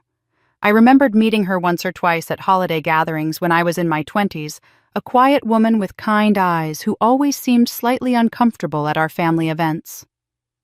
The message was brief. "Catherine, I heard about the situation with your family. I don't know all the details, but I think there's something you should see. Your mother would be furious if she knew I was sending this to you, but you deserve to know the truth. I've kept this secret for too long." Attached was a scanned image of a handwritten letter, the paper yellowed with age, the ink faded but still legible. My hands hesitated over the keyboard. Did I want to know more? Hadn't I discovered enough devastating truths for 1 week? But even as I thought it, I was clicking on the image, enlarging it to fill my screen. The letter was dated March 15th, 1998. 3 months before Emily was born. The handwriting was shaky, uncertain, the letters sometimes trailing off as if the writer's hand had trembled. "My dearest Linda," it began. I started reading, and with each line, my understanding of my family shifted again.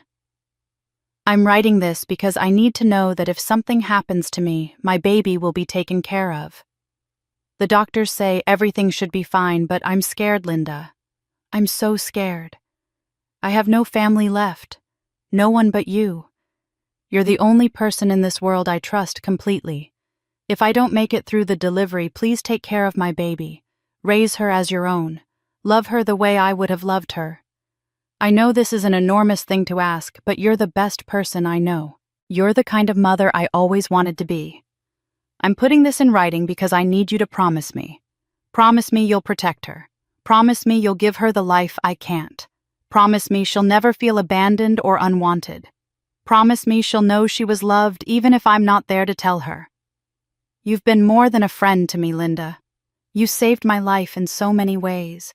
When I had nowhere to go, you gave me a place to stay. When I was broken, you helped put me back together.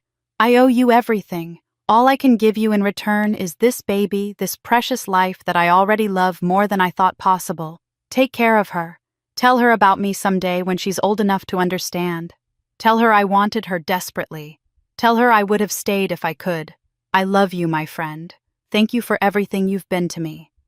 Always, Sarah Mitchell. I read the letter 3 times, my mind racing to connect the pieces. Sarah Mitchell. The name Aunt Ruth had mentioned overhearing my mother say in the middle of the night all those years ago.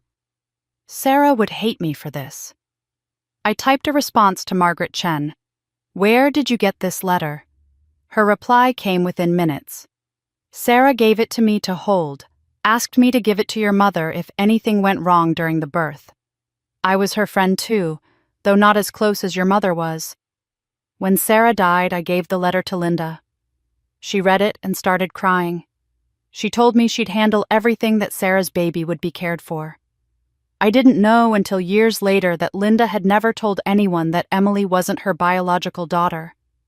By then it seemed too late to say anything. But I kept a copy of the letter something told me to. After all these years of watching how Linda treated you versus Emily, I think I finally understand why I kept it. My fingers felt numb as I typed back. Emily is Sarah's biological daughter. Yes, Sarah died from complications during childbirth.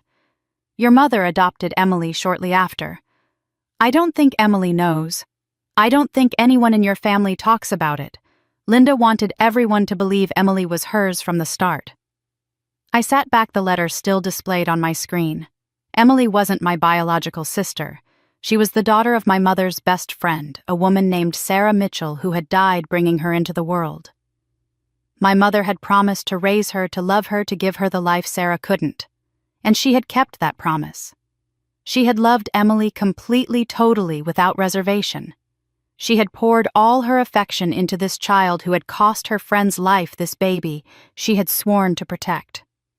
But in doing so, she had forgotten about the daughter who was actually hers. I thought about Aunt Ruth's words overheard in the middle of the night. I can't keep pretending the child who isn't blood is the same as the one who is. My mother had said she couldn't love them the same way, but she hadn't meant what I initially thought.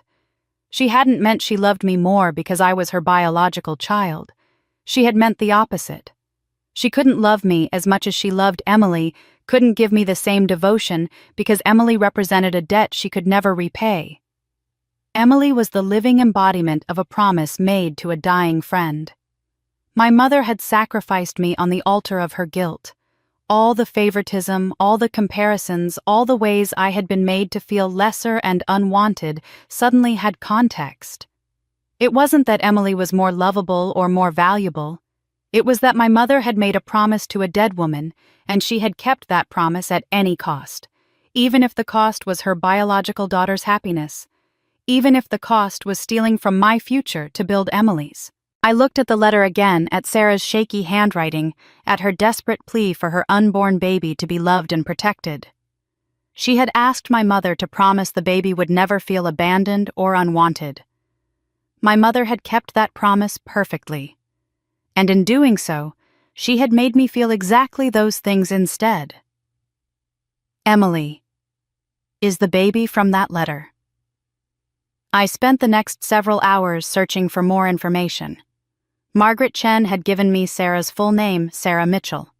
I started with a simple Google search, then moved to newspaper archives, public records, anything that might tell me who this woman had been and what had really happened. I found Sarah's obituary in the online archives of our local newspaper dated June 28, 1998. Sarah Ann Mitchell, aged 29, passed away due to complications during childbirth.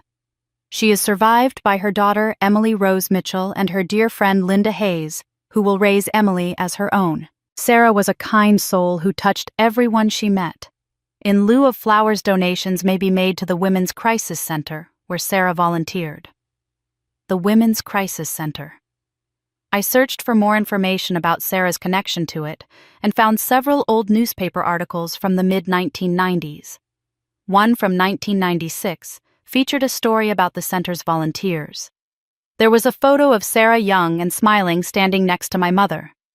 The caption read, "Volunteers Linda Hayes and Sarah Mitchell have been instrumental in helping women escape domestic violence." I kept searching, piecing together fragments of a story I had never known. I found a brief mention in a 1997 article about the Crisis Center expanding its services. It quoted my mother, "My friend Sarah saved my life. Now we work together to help save others." Saved her life. I sat with those words, understanding dawning slowly and painfully.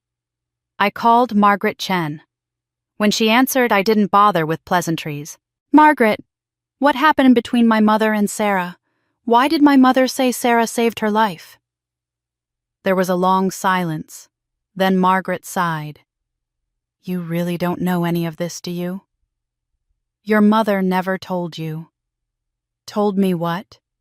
"Your father had a drinking problem, a bad one. It was the mid-90s, you would have been around 17 or 18. He was between jobs, stressed, drinking more and more. One night it got violent. Your mother showed up at Sarah's apartment with a black eye and nowhere else to go." My stomach dropped. I had vague memories of that year of tension in the house of my father being different, angrier. But I had been a teenager absorbed in my own world preparing for college. I hadn't understood what was happening. Margaret continued, "Sarah took your mother in. Let her stay for 3 months while your father went to rehab and got help. Sarah was the one who convinced your mother not to go back until he was truly sober. She probably saved your mother's life, or at least saved her from years more of abuse. Your father got clean, stayed clean. He's been sober ever since, as far as I know. But your mother never forgot what Sarah did for her." "And then Sarah got pregnant," I said slowly. "Yes. About a year later. No father in the picture, or at least no one Sarah would talk about. She was terrified, but determined to raise the baby on her own.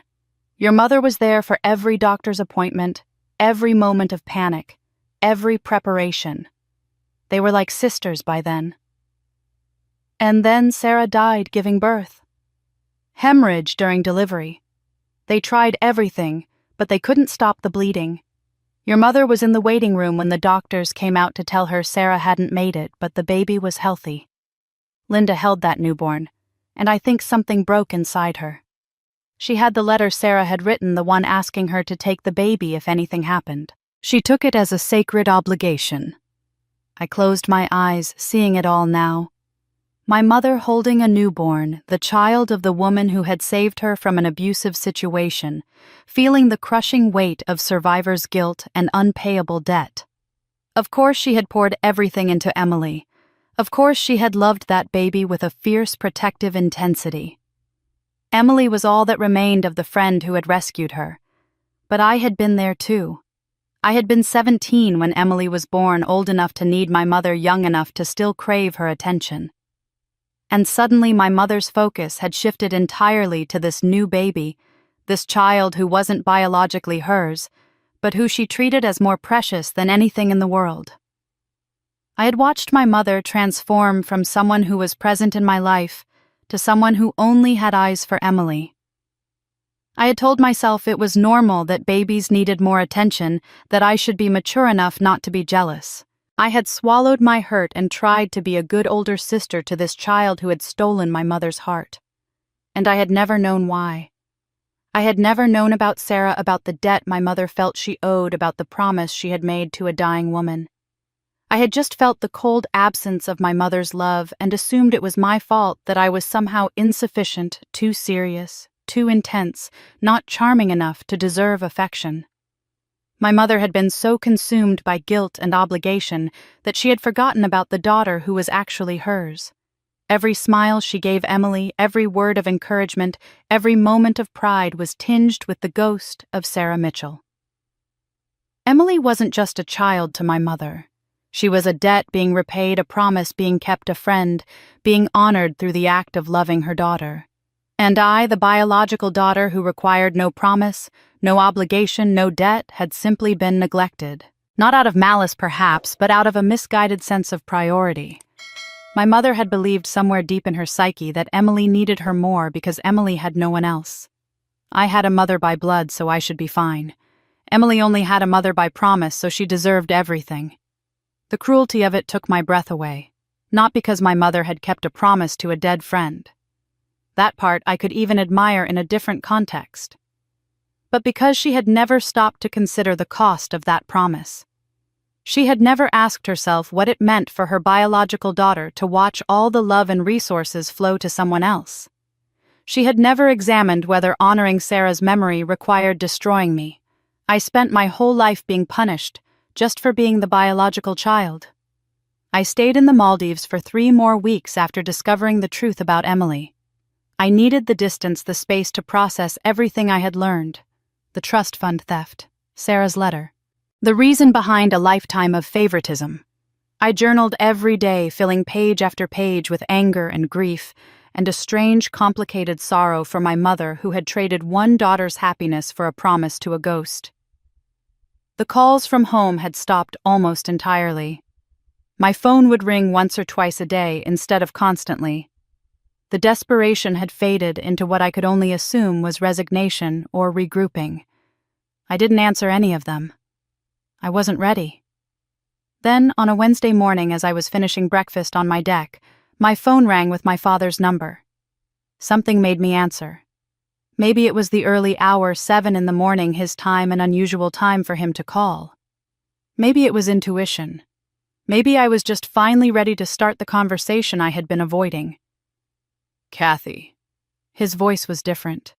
Thin, strained, trembling slightly. "Please, don't hang up." "I'm here," I said. He took a shaky breath.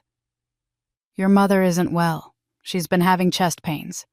The doctor says it's stress-related, but they want to run more tests. She's not eating. She barely sleeps. She just sits in your old room and cries." I felt a flicker of something that might have been concern, but I kept my voice neutral. "What do you want me to do about that?" "I want you to come home, or at least talk to her, please. I know you're angry and you have every right to be, but she's making herself sick over this." "She made herself sick," I said. "I didn't do anything except stop letting her use me." I know you're right to be angry. But please, Kathy, please just talk to her. Let her explain. Let her apologize properly." His voice cracked. "I'm afraid of what might happen if this continues." I looked out at the perfect blue water at the paradise I had been hiding in for almost a month. I could stay here forever, or at least until my money ran out. I could avoid this conversation indefinitely, but Aunt Ruth's voice echoed in my head, "You deserve to know the truth." And I did know the truth now, all of it, which meant I could finally have the confrontation I needed. "I'll meet her," I said, "but not at the house, somewhere public, and I'm not making any promises about what happens after." My father's relief was audible. Thank you, Kathy. Where do you want to meet?" "Annie's Coffee House, Saturday at 10. There was a pause. "That place closed down 5 years ago." "Then she can pick somewhere. Text me the address." "And Dad, I'm not coming back to fix things. I'm coming back for answers." I booked a flight home that afternoon. Annie's Coffee House hadn't closed after all. My father had been wrong, or perhaps I had misheard him. It was still there on Main Street exactly as I remembered it from my childhood. We used to come here on Sunday mornings when I was young before Emily was born.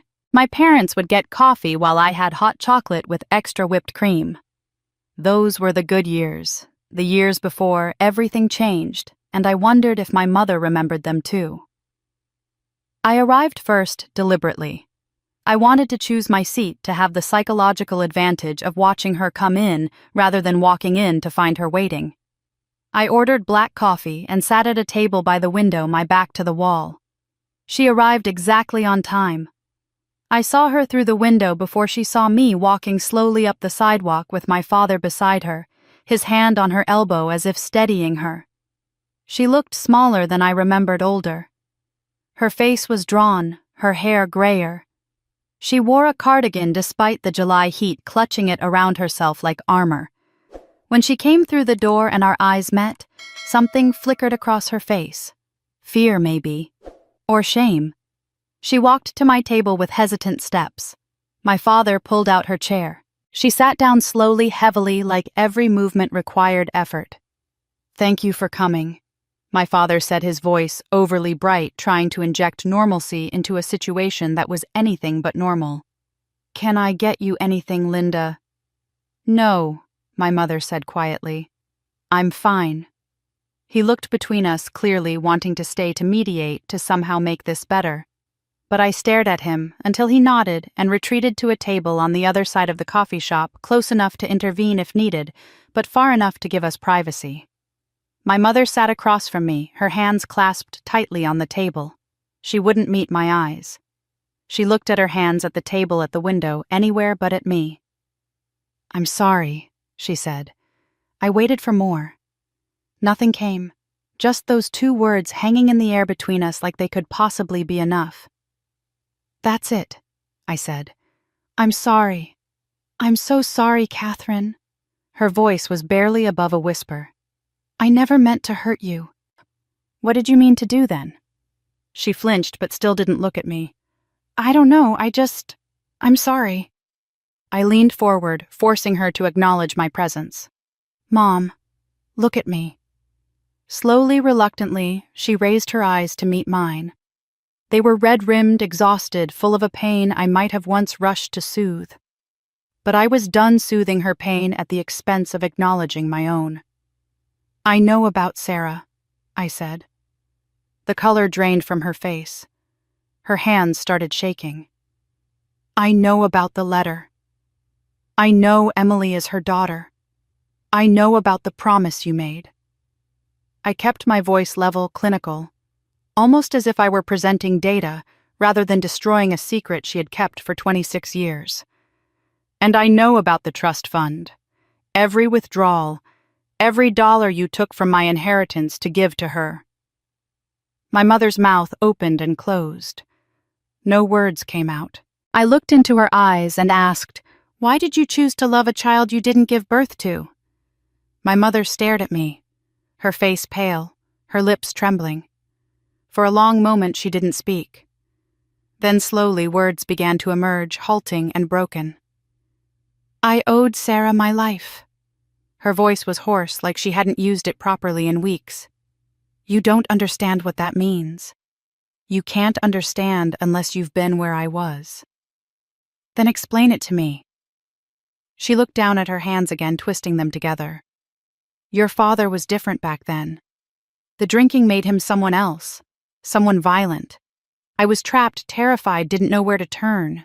Sarah took me in when I had nowhere to go. She let me stay with her for months. She convinced me I didn't have to go back until he got help.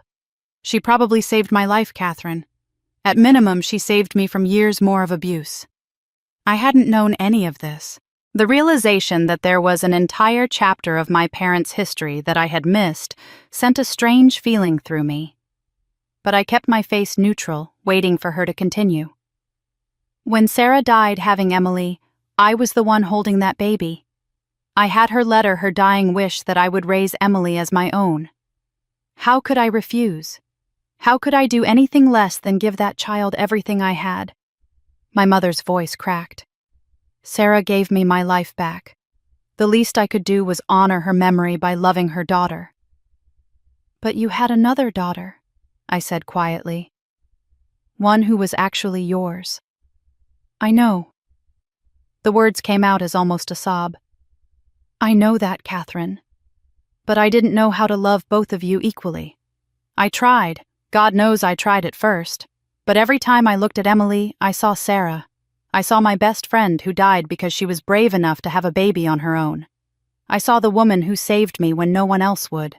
And I felt this crushing obligation to make sure Emily never felt abandoned, never felt like she was less than wanted." "So you made me feel that way instead." She closed her eyes. "I didn't mean to. I never meant to.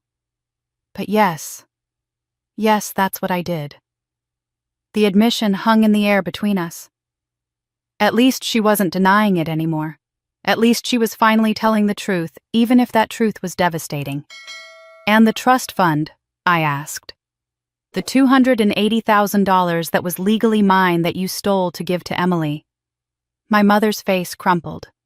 I told myself I was helping the family, that we were all one family, and what difference did it make which account the money came from? Your grandparents were dead. They'd never know. And Emily needed help, and you were doing fine on your own. You were always so capable, so independent. You didn't need help the way she did. "That wasn't your decision to make," I said, my voice hard. "That money wasn't yours. You were the trustee. You had a legal obligation to use it only for my benefit. What you did was theft. You stole from your own daughter for 15 years. "I know." She was crying now, silent tears streaming down her face. "I know what I did. I know how wrong it was. But I couldn't stop. Every time Emily needed something, I thought about Sarah, about what she would want for her daughter, and I couldn't say no." I watched her cry, this woman who had once been my hero, my mother, the person I thought would always protect me. She looked old and broken, destroyed by guilt and consequences. Part of me wanted to feel satisfaction at seeing her suffer, but mostly I just felt empty. "There's one more thing I need to know," I said. "The text message. The one that said everyone would be happier if I didn't come to Emily's wedding. Did you send that?" My mother's tears stopped abruptly. She went very still, her eyes widening slightly. The question hung between us, and I watched her face carefully, looking for any indication of the truth. She opened her mouth, then closed it. Opened it again. "Catherine, Yes or no, Mom? Did you send that message?" Her silence was deafening. She looked at me, then away, then back at me, her expression agonized. But she didn't confirm it. She didn't deny it. She just sat there, trapped between truth and self-preservation, unable to commit to either. "Say something," I demanded. "I can't," she whispered. "I can't explain it right now. It's more complicated than you think. More complicated than telling your daughter that everyone would be happier without her at her own sister's wedding. How is that possibly more complicated?" She shook her head, more tears falling. "Please, Catherine, please just believe me when I say I'm sorry. I'm so sorry for everything. For the trust fund, for the favoritism, for all the ways I failed you. I know I don't deserve your forgiveness. I know I can't undo what I've done. But I am truly, deeply sorry." I looked at this woman across from me and saw a stranger. Not because I didn't recognize her, but because I was finally seeing her clearly for the first time. She was weak. She was a coward. She was someone who had let guilt and obligation destroy her relationship with her biological daughter, who had committed financial crimes to serve a dead woman's memory, who couldn't even admit the full extent of her cruelty. She had been my hero once, the woman I wanted to grow up to be. Strong, caring, devoted. But that had been an illusion, a child's understanding of a complex person. The reality was so much darker. I stood up, pushing my chair back. "I don't know if I'll ever be able to forgive you. Right now, I don't even want to try." My father started to rise from his table across the room, but I held up a hand to stop him. This conversation was over. I had heard enough partial truths and careful omissions. I had seen enough tears that felt more like self-pity than genuine remorse. I turned to leave, needing air, needing space, needing to be anywhere but across from the wreckage of my mother. But when I turned to leave, Emily walked in. And a different truth began to emerge. Emily stood in the doorway of the coffee shop, her eyes scanning the room until they landed on our table. She looked terrible. Her hair was pulled back in a messy ponytail, her face bare of makeup, dark circles under her eyes. She wore sweatpants and an oversized hoodie, so unlike the put-together version of my sister I was used to seeing. When she saw me, her face crumpled. "Catherine," she said, rushing toward us. "Oh God, Catherine, I'm so glad you're here." I held up a hand to stop her from coming closer. "Don't." She froze mid-step, her eyes filling with tears. "Please, please let me talk to you. I need to tell you something. I need to tell you the truth." "I think I've heard enough truth for one day," I said coldly. "No." Emily's voice broke. "You haven't. Mom didn't tell you everything because she's trying to protect me, but I can't let her do that anymore. I can't keep lying." My mother made a small sound of distress. "Emily, don't. I have to, Mom." Emily looked at her, then back at me, tears streaming down her face now. "It wasn't Mom who sent that text message. It was me. I used her phone." The words didn't register at first. I stared at her, trying to process what she had just said. "What?" "The message in the family chat. The one that said everyone would be happier if you didn't come to my wedding. Mom didn't send it." Emily's voice was shaking so badly I could barely understand her. "I took her phone when she was in the shower. I sent it. I added the laughing reaction. It was all me." The coffee shop suddenly felt too small, too hot, the walls closing in. "You sent it?" "Yes." She was sobbing now, her whole body shaking. "I sent it, and I've regretted it every single day since. I've been sick with guilt. When everything fell apart, when the wedding was ruined, when you disappeared, I wanted to tell you so many times, but I was too scared." I looked at my mother, who was staring at Emily with an expression of horror and sorrow. You knew it was her, and you let me think it was you." "I only found out after you left," my mother said weakly. "When Emily finally confessed. I wanted to tell you, but you were still protecting her. I finished. Even then, even after everything." Emily sank into a chair at our table, uninvited, her hands covering her face. "There's more. There's so much more you need to know. I knew about the trust fund, Kat. I've known for 3 years." The room spun. "What?" 3 years ago, Mom got drunk at my birthday party. Really drunk.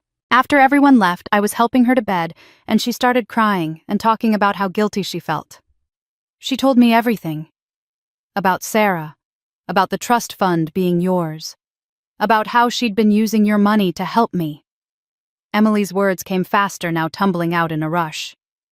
"She told me about every withdrawal, every dollar that should have been yours, but went to me instead. My college tuition, my study abroad, my car, the money for my business.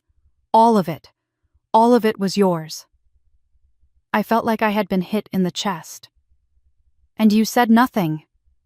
"I didn't know what to do." Emily's voice rose, desperate and pleading. "I was terrified. I thought if I said something, it would destroy the family.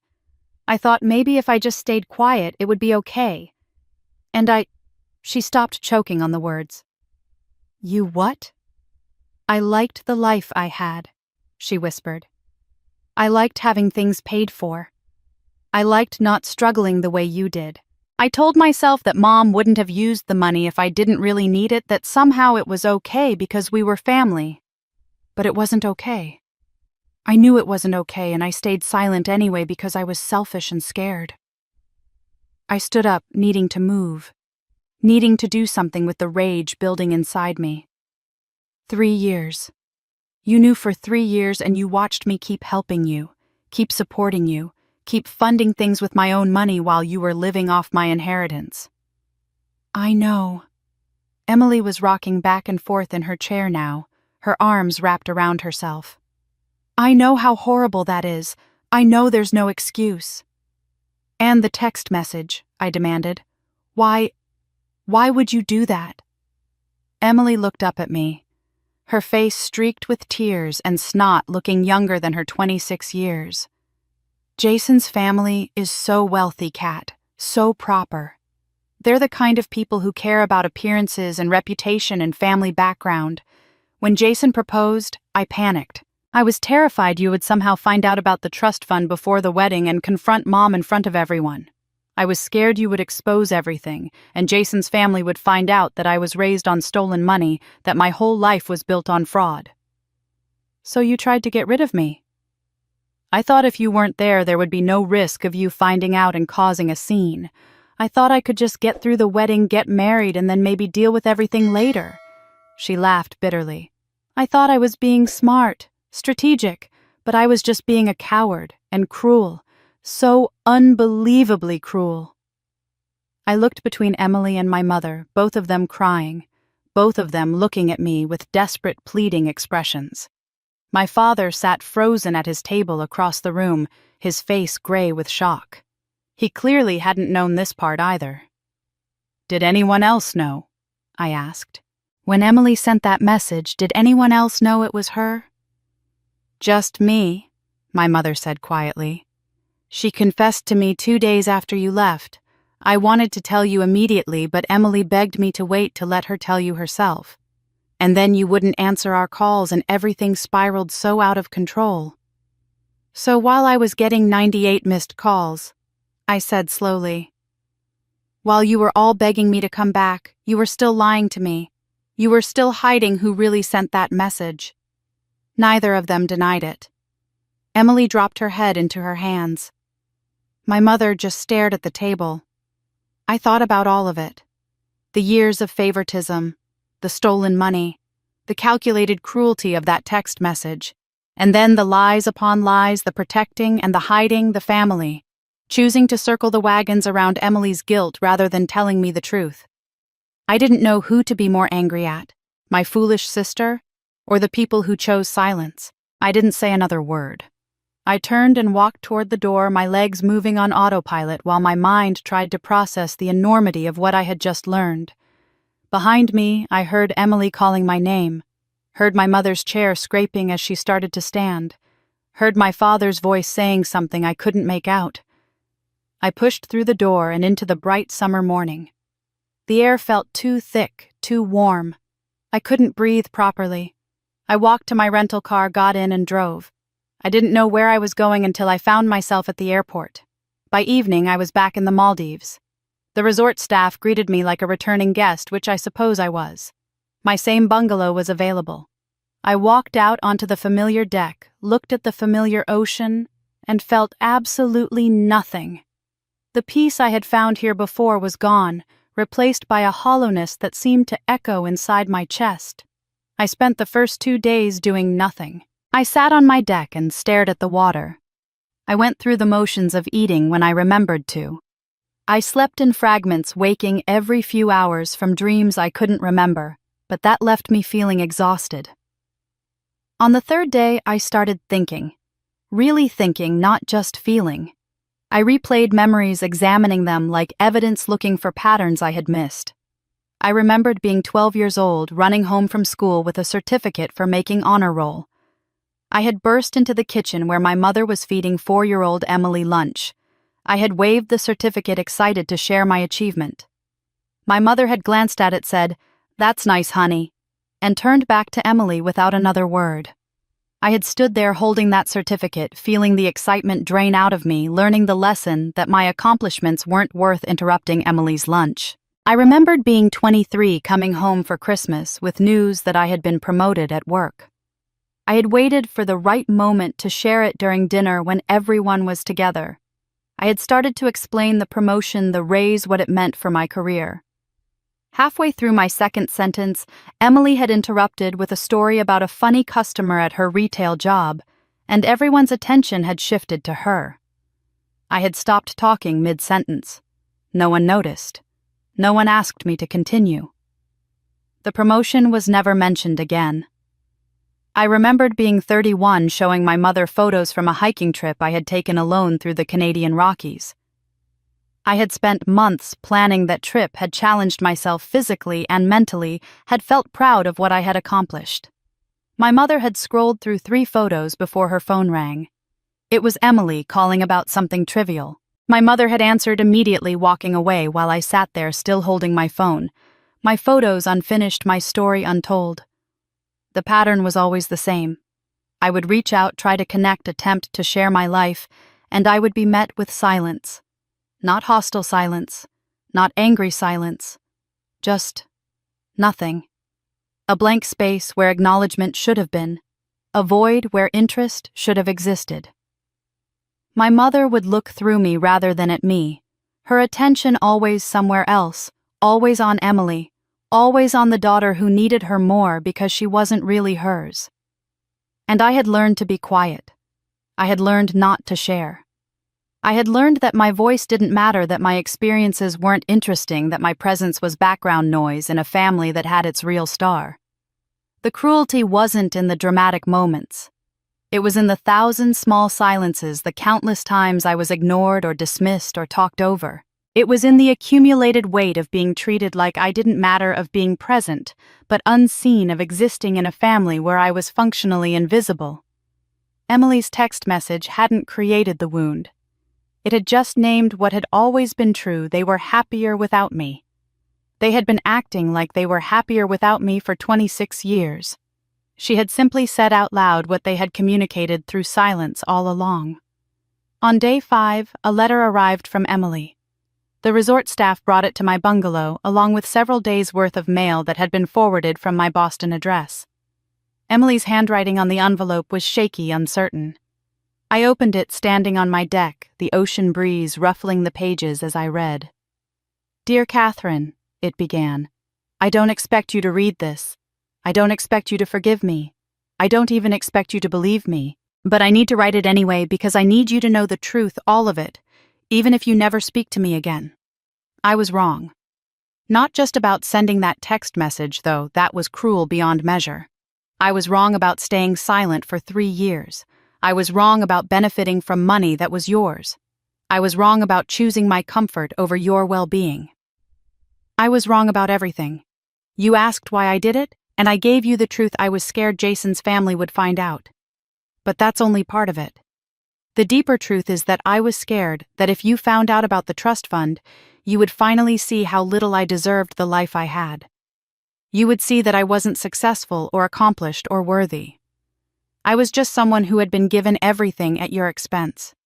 I've spent my whole life being told I was special, being praised and celebrated and loved. But it was all built on your sacrifice, and I knew it and I couldn't face it.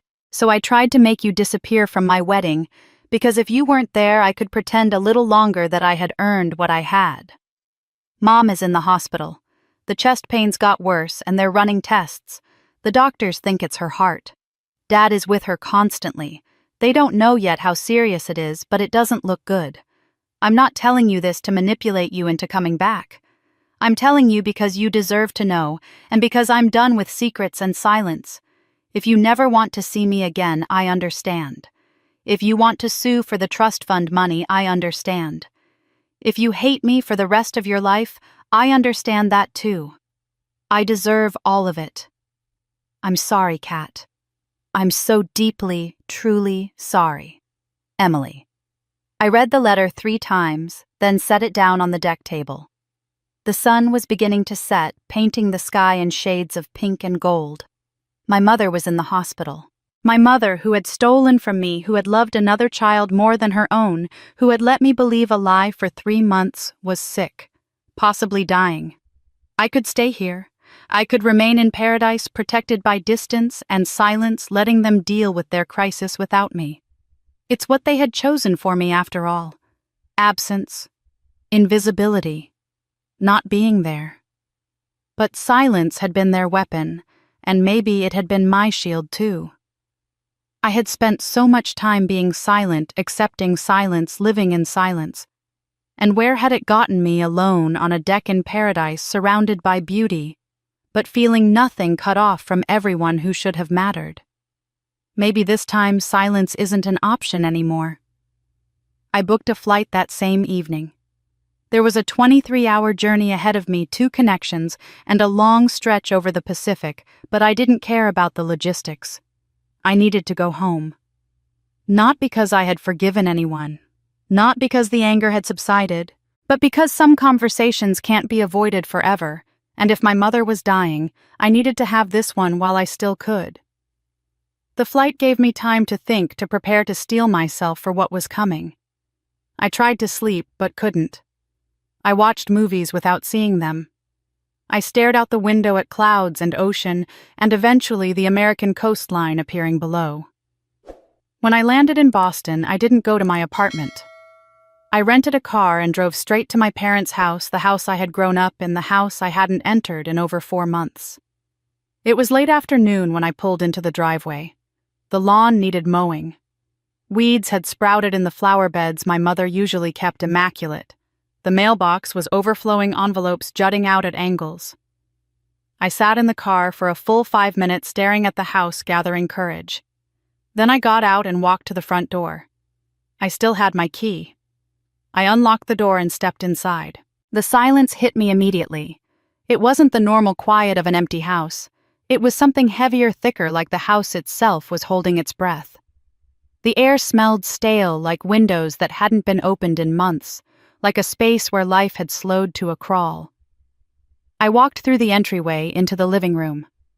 Everything looked the same, but wrong, like a photograph that had been left in the sun too long and faded. The furniture was in the same places. The same paintings hung on the walls. But there was dust everywhere, coating surfaces that my mother would never have allowed to go uncleaned.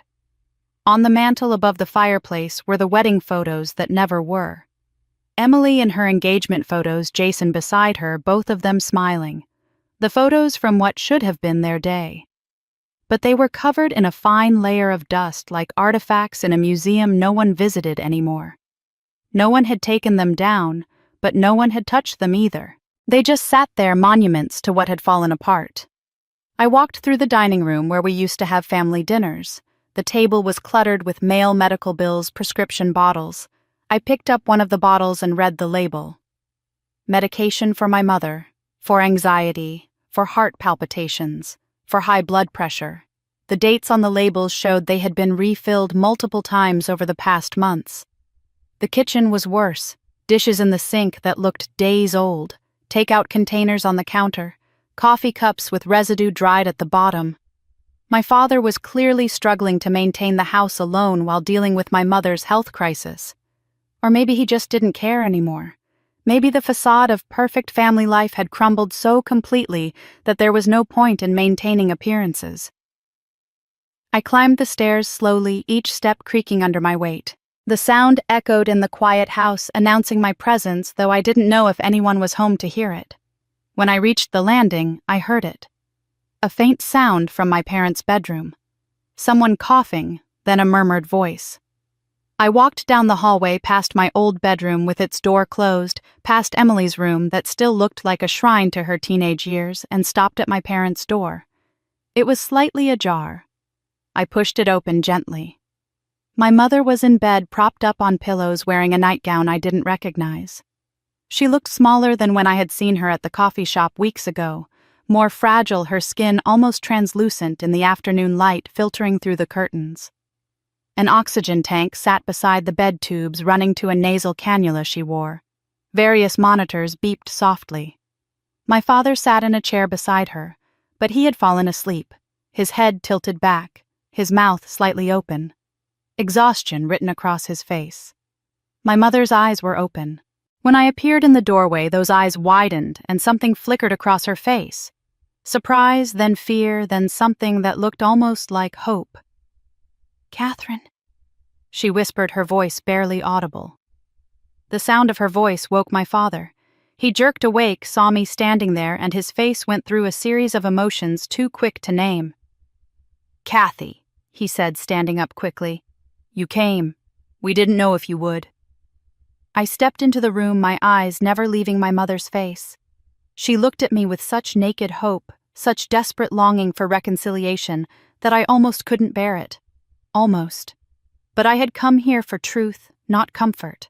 I had come here to finally say everything that had been silenced for too long. "Dad," I said quietly, "can you give us a few minutes alone?" He looked between us, uncertainty written all over his face. But my mother nodded slightly, giving him permission. He stood, squeezed my shoulder as he passed me, and left the room, closing the door behind him. I moved to the chair he had vacated and sat down.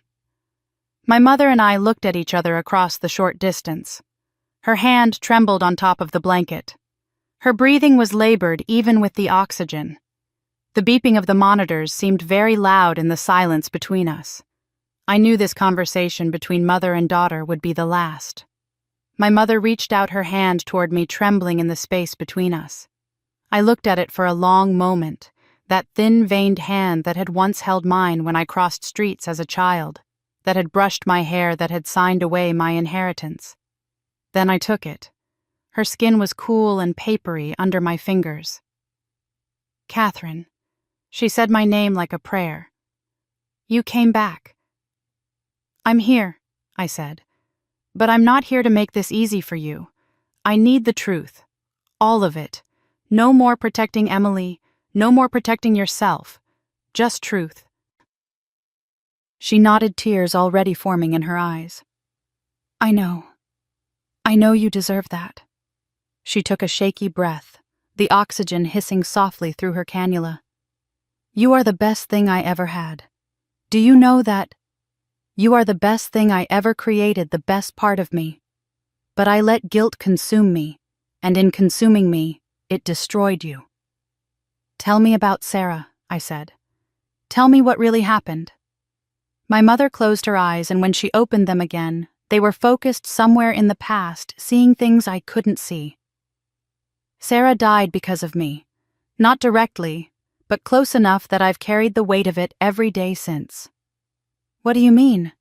When I was staying with Sarah, hiding from your father while he was in rehab, I was a mess. Depressed, barely functional. Sarah took care of me completely. She went to work, came home, made me dinner, forced me to shower, held me while I cried. She was exhausted, running herself into the ground, trying to keep me alive. My mother's voice cracked. One night I was particularly bad, talking about ending it all. Sarah was so scared that she called in sick to work the next day to stay with me. That was the day she was supposed to get her regular checkup. She was already pregnant, though neither of us knew it yet. I waited, my hand still holding hers, feeling where this was going. By the time she realized she was pregnant, she was already in her second trimester. She went to a new doctor because she'd missed so much time with her regular one. That doctor didn't have her full medical history, didn't know about the clotting disorder that ran in her family. My mother was crying now, silent tears running down her hollow cheeks. If she'd kept that appointment, if she'd seen her regular doctor, they would have known. They would have put her on blood thinners. They would have monitored her closely. But she missed it because of me, because I was falling apart, and she stayed to hold me together. Mom, I said softly, beginning to understand. She died from a hemorrhage during delivery. The clotting disorder meant her blood couldn't clot properly when she started bleeding. The doctors tried everything, but it was too fast, too severe. And all I could think as I held newborn Emily in the hospital was that Sarah died because she loved me too much, because she sacrificed herself to save me, and I hadn't been worth saving. She gripped my hand tighter, her breathing more labored now. I made a promise to myself in that hospital room. I would raise Emily perfectly. I would give her everything. I would love her so completely that somehow it would make up for taking her mother. I thought if I could just love her enough, I could balance the scales, could pay back the debt I owed to a dead woman. But you had another daughter, I said, my own tears starting now. I know. God, Catherine, I know. And that's the worst part. I didn't stop loving you consciously. I didn't wake up one day and decide to favor Emily. It happened gradually, like poison seeping into water. Every time I looked at Emily, I saw Sarah. I saw my obligation, my penance, my chance at redemption. And every time I looked at you, I saw everything I already had, everything I didn't need to fight for everything that was mine, by right rather than by debt. So you punished me. I said the words coming out harder than I intended. You punished your own daughter because she was yours, because loving me didn't help you pay back Sarah. Yes. The admission came out as a sob. Yes, that's exactly what I did. And I hate myself for it. I have hated myself for it every single day. But I couldn't stop. The guilt was too strong. It told me that Emily needed me more, that Emily deserved more, that if I didn't give her everything, then Sarah's death would have been for nothing. She pulled my hand closer to her chest, her breathing becoming more erratic. I stole from you. Money, yes, but so much more than that. I stole your childhood. I stole your confidence. I stole the feeling of being loved unconditionally by your mother. I made you believe you weren't enough when the truth is, You were always more than enough. You were everything, and I threw it away because I was drowning in guilt. Why didn't you get help? I asked. Why didn't you see a therapist deal with this instead of making me pay for your trauma? Because I thought I deserved to suffer, she whispered. I thought the suffering was my penance, but I made you suffer instead, and that's unforgivable. Catherine, I am so deeply sorry. I'm sorry for the trust fund. I'm sorry for the favoritism. I'm sorry for every moment you felt unloved or unwanted. I'm sorry for being too broken to be the mother you deserved. The monitors beside her bed began beeping more urgently. Her breathing was becoming shallow, her face pale. I could see her fading, could feel death in the room with us like a third presence. Mom, I said, panic rising. Should I call Dad? Should I get a nurse? No. Her grip on my hand was surprisingly strong. Just stay. Just let me look at you. Let me see my daughter, really see you one last time, not through the lens of guilt, not through the shadow of Sarah, just you. I leaned closer, our faces inches apart. She raised her other hand and touched my cheek, her fingers cool against my skin. You are so beautiful, she said. So strong, so accomplished. Everything I should have celebrated and never did. I'm so proud of you, Catherine. I should have said it every day. I should have shown you every moment. I'm so proud to be your mother. Her hand fell away from my cheek. Her breathing slowed. The monitors continued their urgent beeping, but I didn't move. I sat there holding her hand, watching her eyes close, feeling her pulse grow fainter under my fingers. I forgive you, I whispered, and I wasn't sure if I meant it or if I just knew she needed to hear it. Maybe both could be true. Her lips moved, forming words I couldn't hear. Then she went still. When she took her last breath, I realized sometimes love and guilt are separated by just one embrace. I sat with her body until my father came back into the room. He took one look at her still face at the flat-lined monitors and let out a sound I had never heard him make before, a broken animal sound of grief. He collapsed into the chair on the other side of the bed, took her hand, and wept. The next 3 days passed in a blur of arrangements and phone calls and relatives arriving with casseroles and condolences. Emily came to the house but kept her distance from me, her eyes red and swollen. We existed in the same spaces without speaking, two strangers orbiting the loss of the woman who had connected us. My father moved through the house like a ghost, barely eating, barely sleeping, just sitting in rooms and staring at nothing. On the 4th day after most of the relatives had left, my father asked me to help him go through my mother's things. I can't do it alone, he said, and I couldn't refuse him. We started with her dresser, sorting through clothes and jewelry, deciding what to keep and what to donate. Then we moved to her closet. My father pulled down boxes from the high shelf, each one labeled in my mother's neat handwriting. Emily's baby clothes, wedding mementos, Sarah's things. That last box made us both pause. My father opened it carefully, reverently. Inside were photos of my mother and Sarah, together young and smiling, letters, a bracelet, a pressed flower, the fragments of a friendship that had ended in tragedy. I'll take this one, my father said quietly. I'll go through it later. He set it aside and reached for another box, this one from the very back of the top shelf, covered in dust. But when he pulled it down, something else came with it. A metal lockbox, small and dark green, that had been hidden behind the other boxes. My father froze when he saw it. His face went pale. What is that? I asked. He didn't answer immediately. He just stared at the box, his hands trembling slightly. Then he said, It's mine. I forgot it was up there. What's in it? He looked at me, and something in his expression made my breath catch. Sorrow, guilt, love. Come with me, he said. We went to his study, the small room off the kitchen where he used to work when I was growing up. He set the box on his desk and pulled a key from his wallet. His hands shook as he unlocked it. When he opened the lid, I saw photographs. Hundreds of them, maybe more. He pulled out a handful and spread them on the desk. They were all of me. Me as a baby.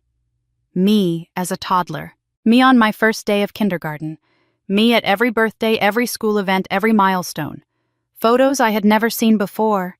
Photos I didn't remember being taken. "Where did these come from?" I whispered. "Your mother threw them away," my father said, his voice breaking. "Over the years, whenever she would clean out photo albums, she would remove pictures of you to make room for more of Emily. She thought I didn't notice. But I would go through the trash after she went to bed and I would save them, every single one." He reached into the box and pulled out a thick notebook. "This is my journal. I've kept it for 30 years. Every achievement of yours, every proud moment, every time you did something remarkable, I wrote it down, because your mother wouldn't remember, and I couldn't bear for it all to be forgotten." He opened the journal to a random page. I saw his handwriting neat and small. "Catherine made honor roll again. Straight A's. She works so hard, I'm so proud of her. Proud of..." The entry was dated from when I was 14. He flipped to another page.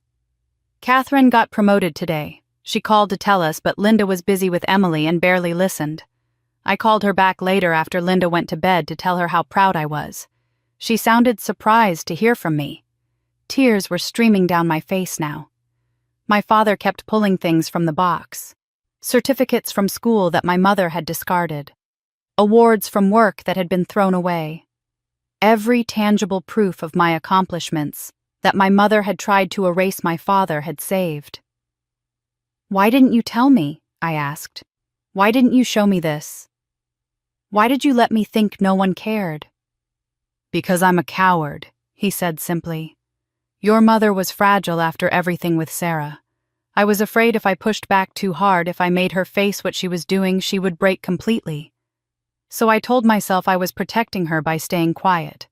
But I wasn't protecting her. I was just taking the easy path. And you paid the price for my cowardice." He reached into the box one more time and pulled out a stack of papers. Bank statements, copies of checks. "I did one thing right," he said. "Just one thing. Do you remember working part-time for my consulting company when you were in your 20s? Barely. I answered phones a few hours a week for a couple of years. It was on paper only. I paid you minimum wage for those few hours, but I also set up a 401k for you and made employer matching contributions, generous ones. I put in as much as I legally could every year for the past 15 years. He showed me the statements. Contribution after contribution, year after year. Tens of thousands of dollars that I had never known about quietly building in a retirement account I had barely paid attention to because it was so small when I started it. "The total is about $150,000 now," he said. "It's not enough. It doesn't make up for what your mother took from the trust fund. It doesn't make up for the love you should have received. But it was all I could do without her finding out. It was my way of making sure you would have something even if I couldn't give you what you really needed." I looked at my father through my tears. This man I had thought was just another silent witness to my mother's favoritism. This man who I had assumed simply didn't care enough to intervene. And I realized I had been wrong. He had been intervening all along in the only ways he knew how, in small, invisible acts of love that he never told me about because he thought they weren't enough. It turned out someone had loved me the right way, but I never saw it. I spent that night sitting with my father in his study going through every photo-reading entries from his journal. He told me stories I had never heard, memories he had kept private for decades. By the time the sun rose, we had both cried ourselves empty, and something between us had shifted. We weren't just father and daughter anymore. We were two people who had survived the same storm and were finally acknowledging it to each other. The funeral was held 3 days later at St. Mark's Church, the same church where my parents had been married 49 years earlier. It seemed like half the town showed up. My mother had been active in the community, volunteering at the library, organizing charity drives, serving on committees. To everyone outside our family, she had been a pillar of warmth and generosity. I sat in the front pew between my father and Emily, listening to people speak about Linda Hayes as if they knew her. The pastor talked about her dedication to helping others. Her book club friend Margaret gave a eulogy about her kindness and compassion. Aunt Ruth spoke about her strength and resilience. Each person painted a picture of a woman who was caring, selfless, devoted. And they were right in their way. My mother had been all those things. But she had also been broken and guilty and incapable of loving her own daughter. She had been generous to strangers while stealing from me. She had been strong in public while crumbling in private. None of these people knew about Sarah, about the debt she had tried to pay with my childhood, about the trust fund she had drained, about the silent suffering that had defined our family. They were mourning a version of my mother that was real but incomplete. They were celebrating her light while having no idea about her darkness. And sitting there listening to their praise, I felt a strange kind of pity for her. She had hidden her pain so well that no one had known to help her. She had maintained her image so carefully that she had trapped herself inside it. She had died with secrets that might have been lighter if she had shared them. After the service, we gathered at the graveside. The casket was positioned over the open ground flowers, covering every surface. People stood in clusters, speaking in hushed voices, occasionally glancing at our family with sympathetic expressions. I stood beside my father, his hand gripping mine tightly, as the pastor said the final prayers. When most people had left, when it was just family remaining. I saw Emily approach the casket. She knelt beside it, her hand pressed against the wood, her whole body shaking with sobs. I watched her from a distance, not sure if I should approach or give her privacy. Then I heard her voice, broken and desperate. "I'm so sorry, Mom. I never meant to take your love away from Catherine. I never wanted to be the reason she was hurt. I just wanted you to love me, and I didn't know it meant you couldn't love her too." The words hit me like a physical blow. Emily thought she had taken something from me. Emily, who had been an infant when this all started, who had lost her biological mother before ever knowing her, who had been raised by a woman drowning in guilt. Emily, who was as much a victim of our mother's broken psychology as I was. I walked over to her and knelt beside her. She looked at me with red, swollen eyes, her face streaked with tears and grief.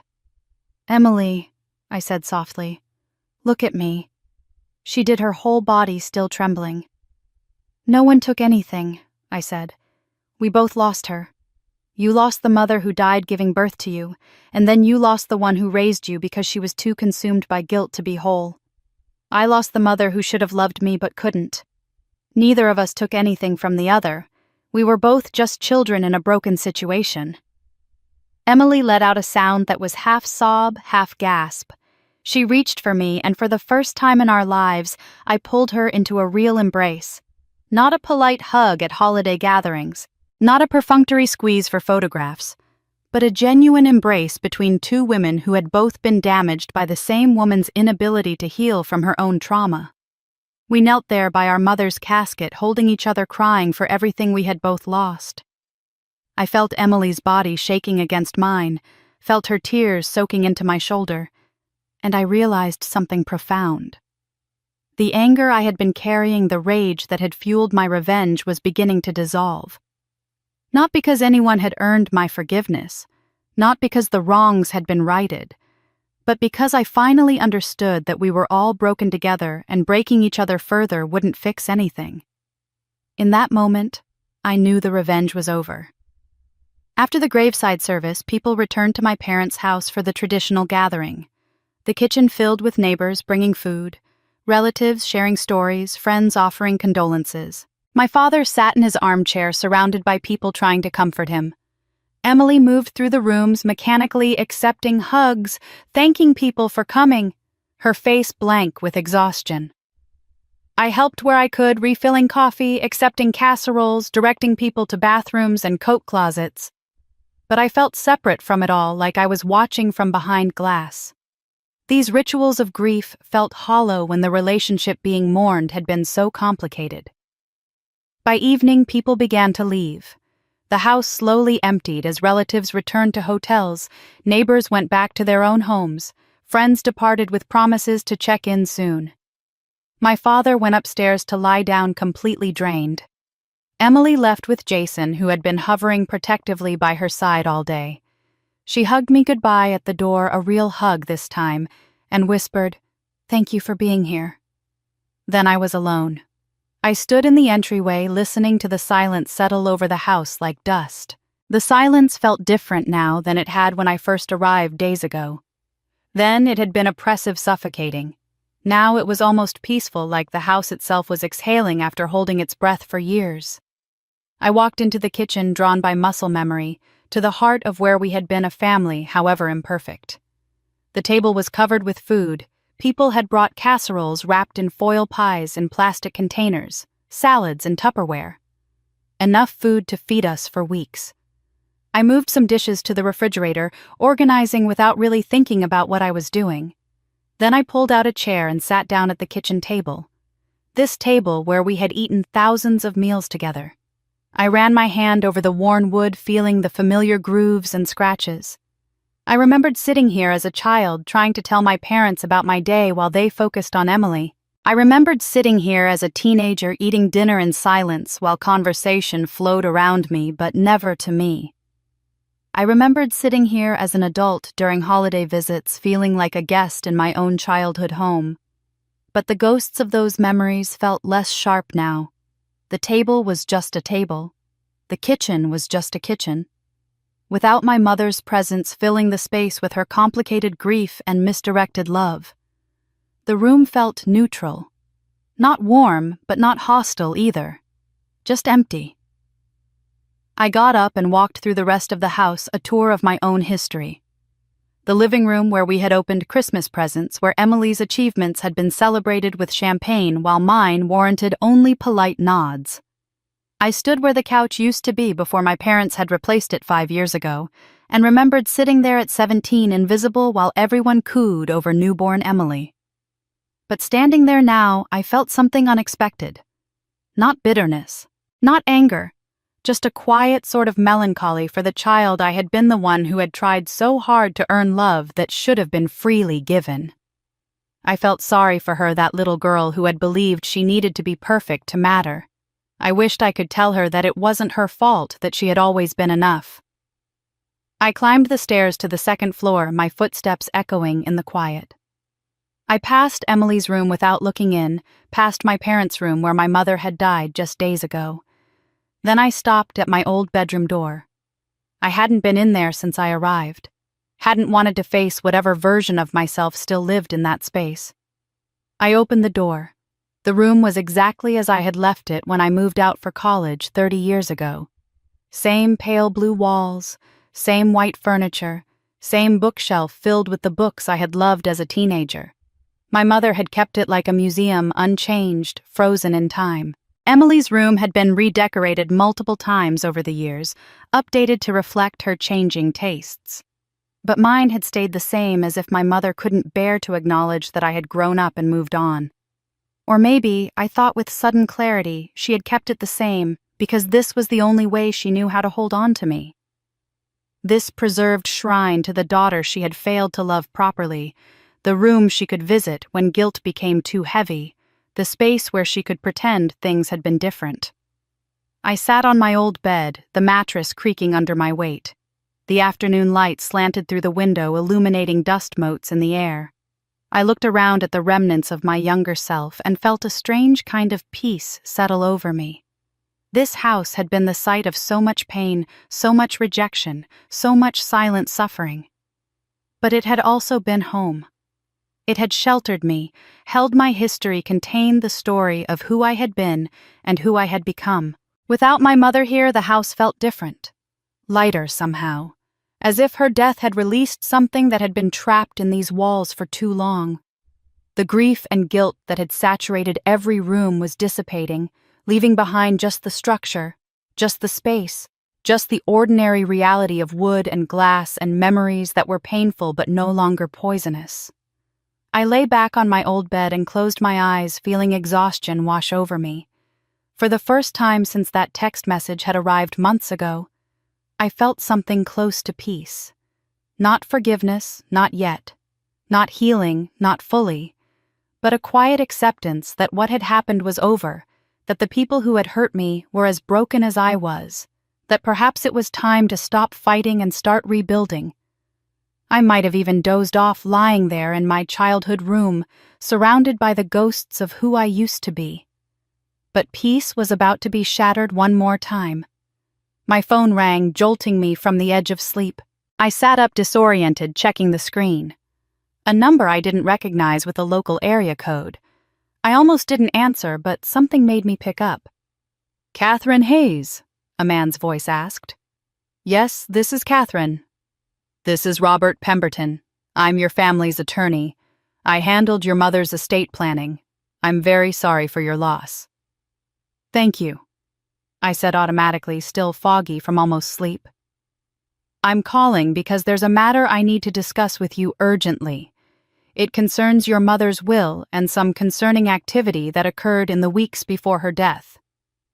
His voice was measured professional, but I could hear tension underneath. "Are you available to speak now?" I stood up, suddenly alert. "Yes, what's going on?" "Your sister has been contacting me repeatedly over the past 3 months, asking about your mother's will and whether it could be modified. The calls became more frequent as your mother's health deteriorated." My stomach dropped. "Modified how?" "She wanted the will changed to leave the entire estate to her, the house, the remaining savings, everything. She claimed that you had abandoned the family and that your mother wanted to reflect that in her final wishes." I walked to the window, looking out at the street below. "My mother's will left everything to Emily." "No, that's the point. Your mother's will, the legitimate one that she signed 3 years ago when she was of sound mind, splits everything equally between you and Emily. 50-50. But your sister was very insistent that this should change." "Did my mother change it?" I asked, my voice barely above a whisper. "That's what I need to discuss with you. 3 weeks before your mother died, your sister brought me a document she claimed was a new will signed by your mother. It left everything to Emily." The peace I had been feeling evaporated. "And I refused to accept it as valid. Your mother was on significant pain medication at that point. I had spoken with her doctors and they confirmed she was on morphine and other medications that impaired her cognitive function. She didn't have the mental capacity to sign legal documents." Mr. Pemberton paused. "But your sister was very persistent. She visited your mother 7 times during those final weeks, always when your father was out of the house. The hospice nurses documented it." "What was she doing during those visits?" "According to the nurse's notes, she spent a lot of time alone with your mother, asking her to sign papers. The nurses became concerned enough that they mentioned it to your father, but he was so overwhelmed with grief that I don't think he fully processed what they were telling him." My hands were shaking. "Did Emily get my mother to sign anything?" "She got a signature on the document, yes. But the hospice nurse who witnessed it has provided a statement saying your mother was confused and disoriented at the time, that she didn't seem to understand what she was signing, and that Emily was coaching her responses."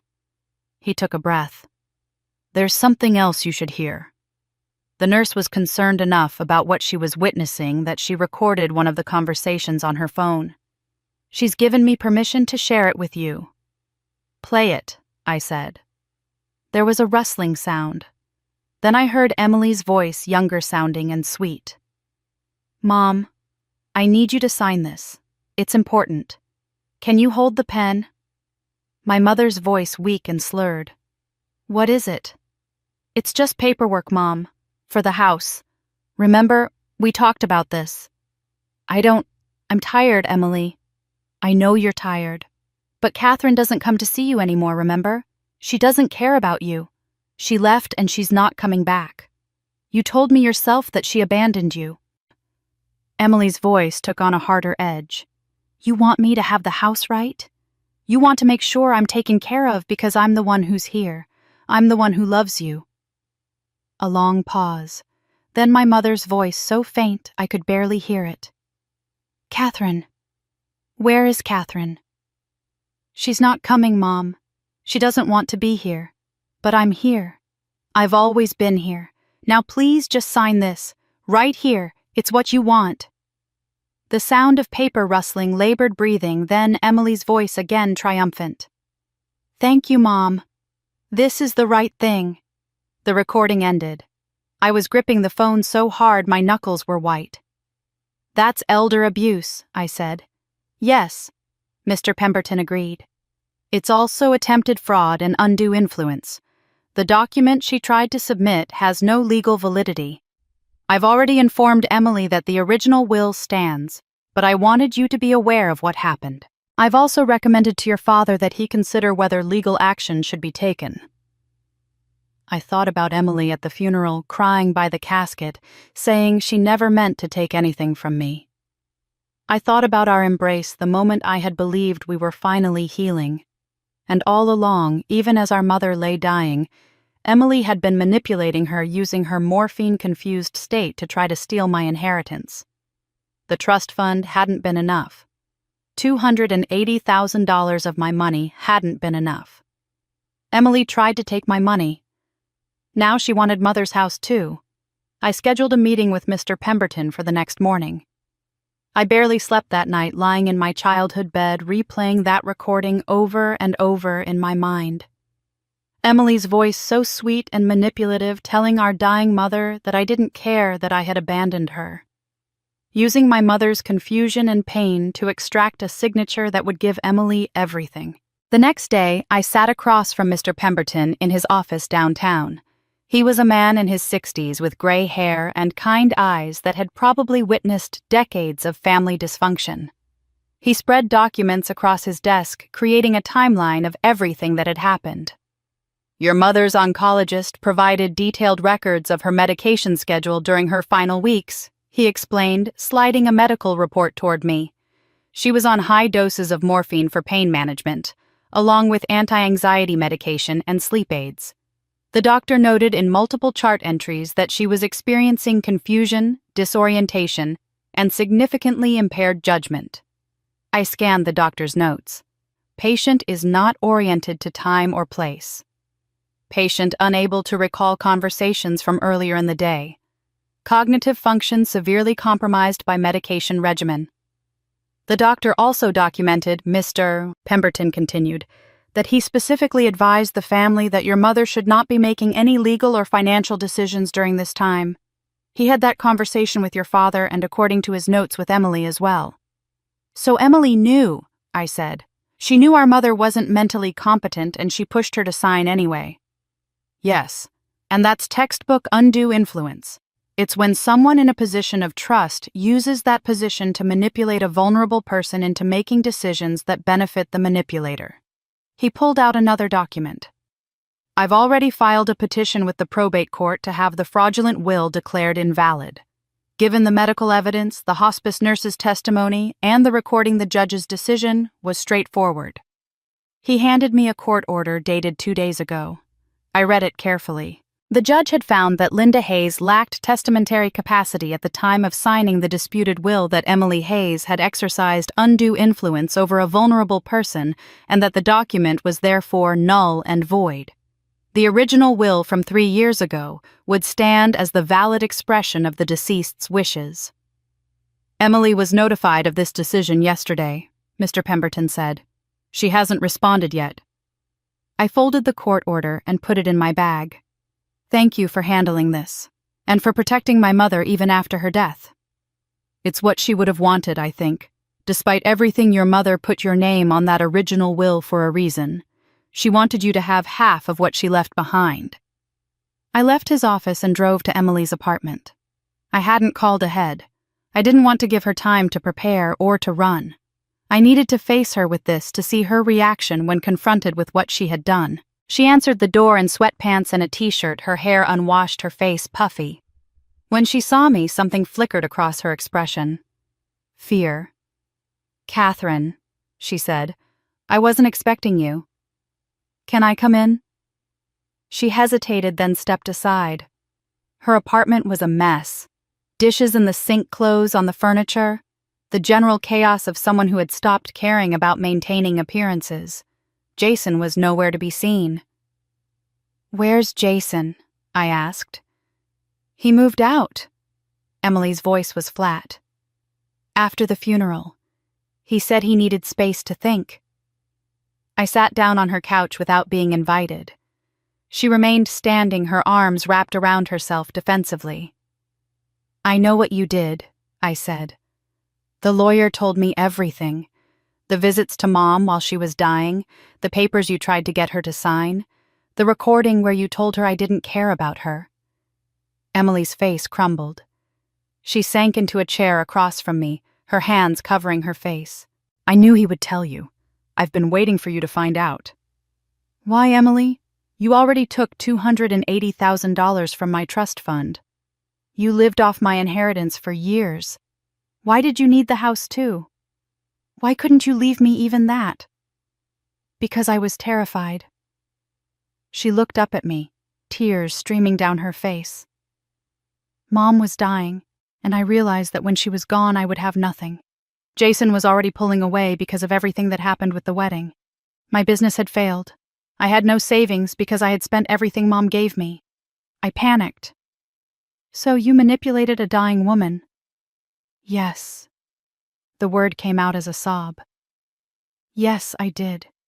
I told myself I was just securing my future, that you didn't need the money because you were successful, that Mom would have wanted me taken care of. I told myself so many lies to justify what I was doing. But the truth is, I was just desperate and selfish and willing to do anything to avoid facing my own failures." I pulled out the court order and set it on the coffee table between us. "The will you tried to create has been declared invalid. The judge ruled that Mom lacked mental capacity and that you exercised undue influence. The original will stands." Emily stared at the document but didn't pick it up. "So you get half the house?" "Yes, and you get the other half, which is more than you deserve after what you tried to do." She laughed bitterly. "You're right. I don't deserve any of it. I don't deserve your forgiveness either, but I'm asking for it anyway. I know that makes me pathetic." "It makes you human," I said quietly. "But I can't forgive you yet, Emily. Maybe someday, but not today." I stood up to leave. Emily remained sitting, staring at the court order like it was a mirror showing her something she didn't want to see. At the door, I turned back. "Mom's will splits everything equally. The house, the savings, everything. The original will stands, and I inherit the house Mother wanted me to have." 15 months after my mother's death, I received a wedding invitation in the mail. Cream-colored paper, elegant calligraphy. Emily's name paired with a man I had never heard of, David Chen, M.D.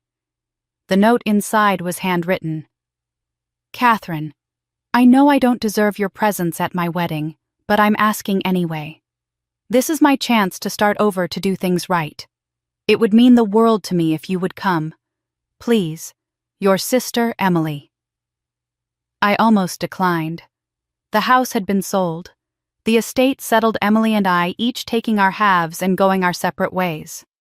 We had spoken only through lawyers for months. But something about the invitation made me curious. Emily had found someone new, someone who apparently didn't know the full story of who she was. A doctor, no less.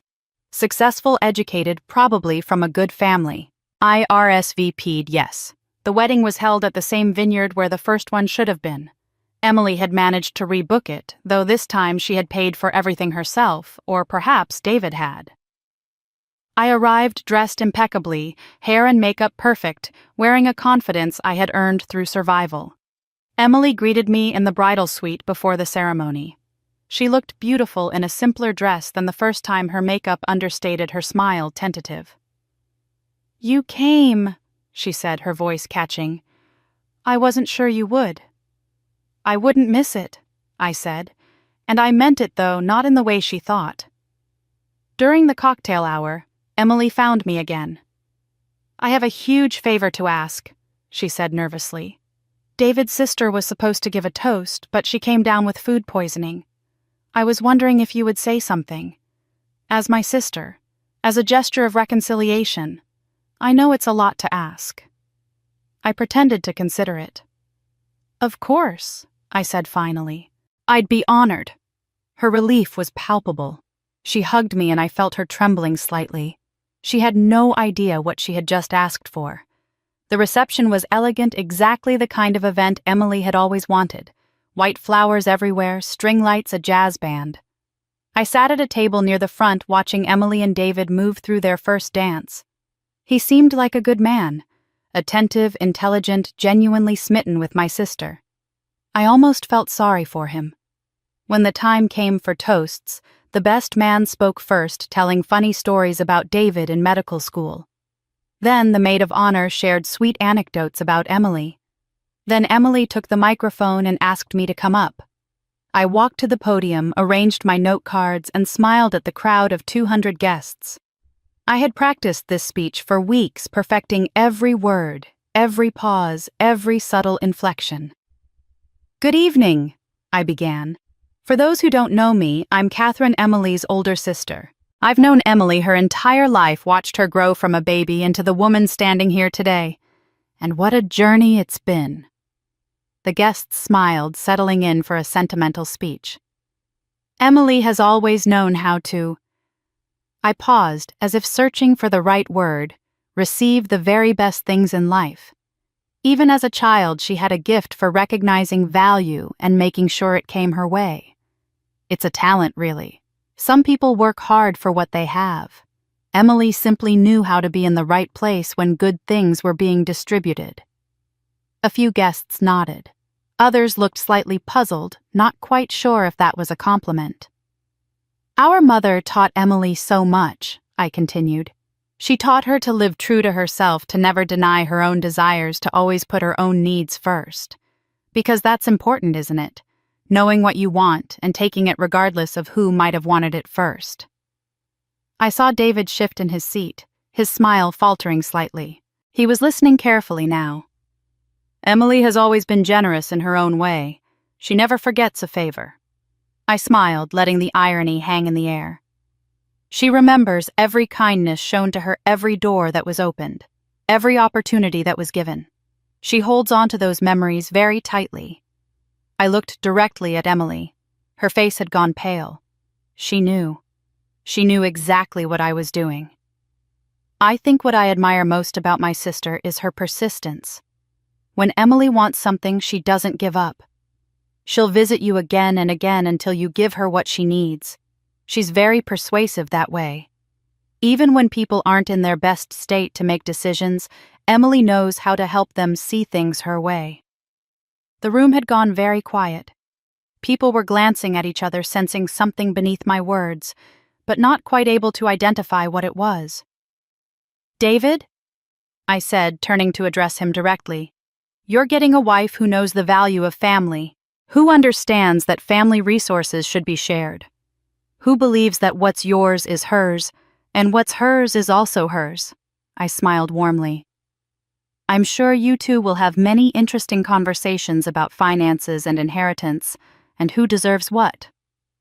David's expression had completely changed. He was no longer smiling. He was watching Emily with a look I recognized. Suspicion, confusion, the first crack in trust. "In conclusion," I said, my voice still bright and cheerful, "I wish my sister all the happiness she deserves, and I mean that sincerely. May she receive exactly what she has earned in this life. May her marriage be built on the same foundation of honesty and transparency that she's always valued. And may she sleep peacefully at night, knowing that the past has a way of catching up to us all." I raised my glass. "To Emily and David." The guests raised their glasses mechanically, most of them applauding politely. But the energy in the room had shifted. Conversation started immediately, people leaning toward each other, whispering. Some had caught the subtext. Others sensed something was wrong, but couldn't quite name it. As I stepped down from the podium, I saw Emily's husband whisper something, and my sister's face turned pale. I didn't stay for the rest of the reception. I had said what I needed to say, planted the seeds that needed planting. I left the vineyard and drove back to my hotel, feeling lighter than I had in months. 6 months later, I learned through mutual acquaintances that Emily's marriage was over. David had started asking questions after the wedding questions that Emily couldn't answer satisfactorily. He had requested to see financial records, wanted to understand why she had no savings. Despite years of family support, grew suspicious about inconsistencies in her stories about our mother. The seeds of doubt from my speech had grown into a forest of mistrust. Emily filed for divorce before he could. She moved back into a small apartment alone again, her second chance at a perfect wedding having crumbled just like the first. But I wasn't focused on Emily's failures anymore. I was too busy building my own success. The book had started as therapy, a way to process everything that had happened. I wrote about growing up as the forgotten daughter, about financial abuse within families, about the ways women are taught to be silent about their mistreatment when it comes from people who are supposed to love them. I wrote about trust funds stolen, about being told everyone would be happier without you, about discovering that silence is sometimes complicity. The Forgotten Daughter was published in the spring, 18 months after my mother's death. Within 3 weeks, it hit the New York Times bestseller list. Within 6 weeks, it was #1. The phone started ringing with interview requests. First local news, then national morning shows, then podcasts and radio programs and magazine profiles. I appeared on the Today Show on a Tuesday morning, sitting across from the host, as she asked me about financial abuse and family dysfunction. I spoke clearly, confidently about patterns I had identified through my own experience. The segment was supposed to be 7 minutes. It ran for 15. The producers asked me back twice more. The book deal had been modest at first, but as sales climbed, so did the offers. Speaking engagements followed. Universities, women's organizations, legal conferences. Everyone wanted to hear from the woman who had documented her own financial exploitation and lived to tell about it. By the end of the year, I had earned $2 million from the book, the speaking tours, and the media appearances. I bought a house on the coast of Maine, a beautiful modern structure with floor-to-ceiling windows overlooking the Atlantic. It was nothing like my parents' house, nothing like anywhere I had lived before. It was mine, paid for with money I had earned myself, a home built on my own success rather than anyone else's sacrifice. One morning, I received an email from Emily, brief and desperate. Her divorce had left her with legal bills she couldn't pay. She was asking for a loan, just temporary, just until she got back on her feet. 2 days later, David Chen sent a similar message. His divorce attorney fees had exceeded his expectations. He wondered if, given my success, I might be willing to help. I responded to both messages with the same reply: "You have $280,000 of mine. Use it wisely." I never heard from either of them again. The invitation to speak at the UN Women's Conference came in the fall. They wanted me to address a session on economic justice and family financial abuse. I accepted immediately. The day of the conference, I stood backstage at the UN headquarters in New York, listening to my introduction. The speaker listed my credentials, my book's success, my advocacy work. Then she said, "Please welcome Catherine Hayes, author of The Forgotten Daughter." I walked onto that stage to thunderous applause. 2,000 people filled the auditorium, representing countries from around the world, all of them focused on issues of women's rights and economic justice.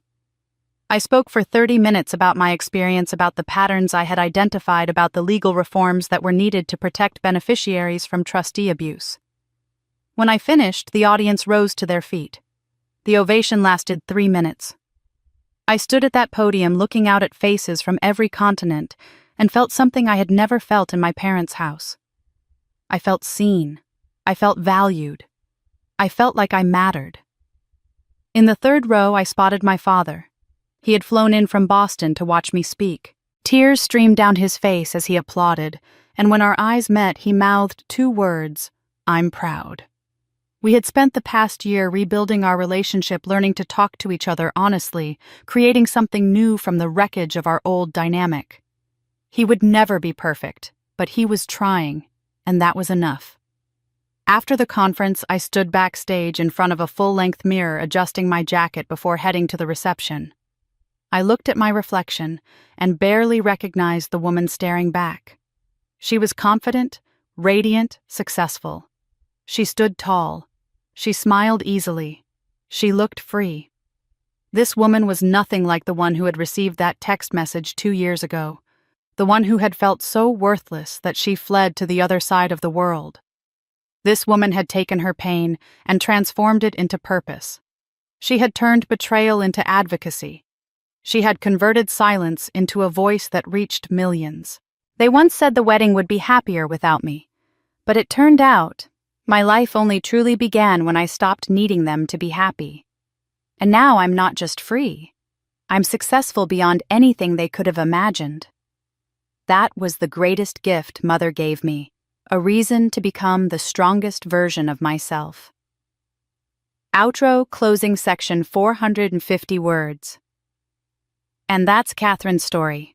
From the forgotten daughter who received that devastating text message to a best-selling author standing on the UN stage speaking to thousands. Her transformation wasn't just about success or money, it was about reclaiming her voice, her worth, and her right to be valued. Catherine's journey teaches us something powerful.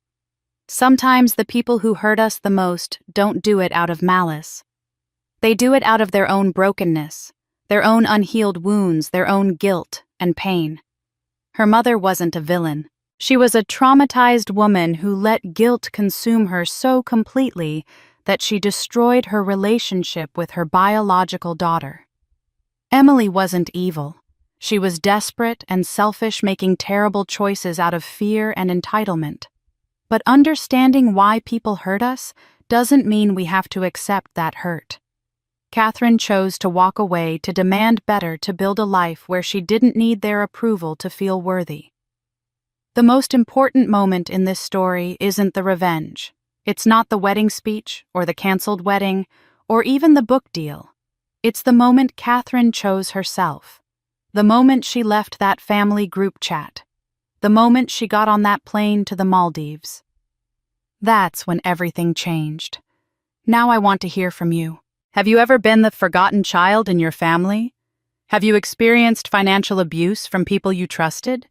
Do you think Catherine should have forgiven Emily, or was she right to keep her distance? What would you have done in her situation? Drop your thoughts in the comments below. I read every single one, and your stories matter. If this story moved you, if Catherine's journey resonated with something in your own life, please hit that like button. It helps more people find these stories. And if you want to hear more stories about people who overcame betrayal, family dysfunction, and impossible situations to build incredible lives, subscribe to this channel and turn on the notification bell. We share a new story every week, and trust me, the next one will blow your mind. Share this video with someone who needs to hear it. Maybe they're struggling with family issues. Maybe they feel invisible in their own home. Maybe they need to know that choosing yourself isn't selfish. It's survival, it's strength, it's the beginning of everything good that comes next. Thank you for listening to Catherine's story. Thank you for being part of this community. Remember, your worth isn't determined by how much others value you. It's determined by how much you value yourself. I'll see you in the next video. Until then, take care of yourselves.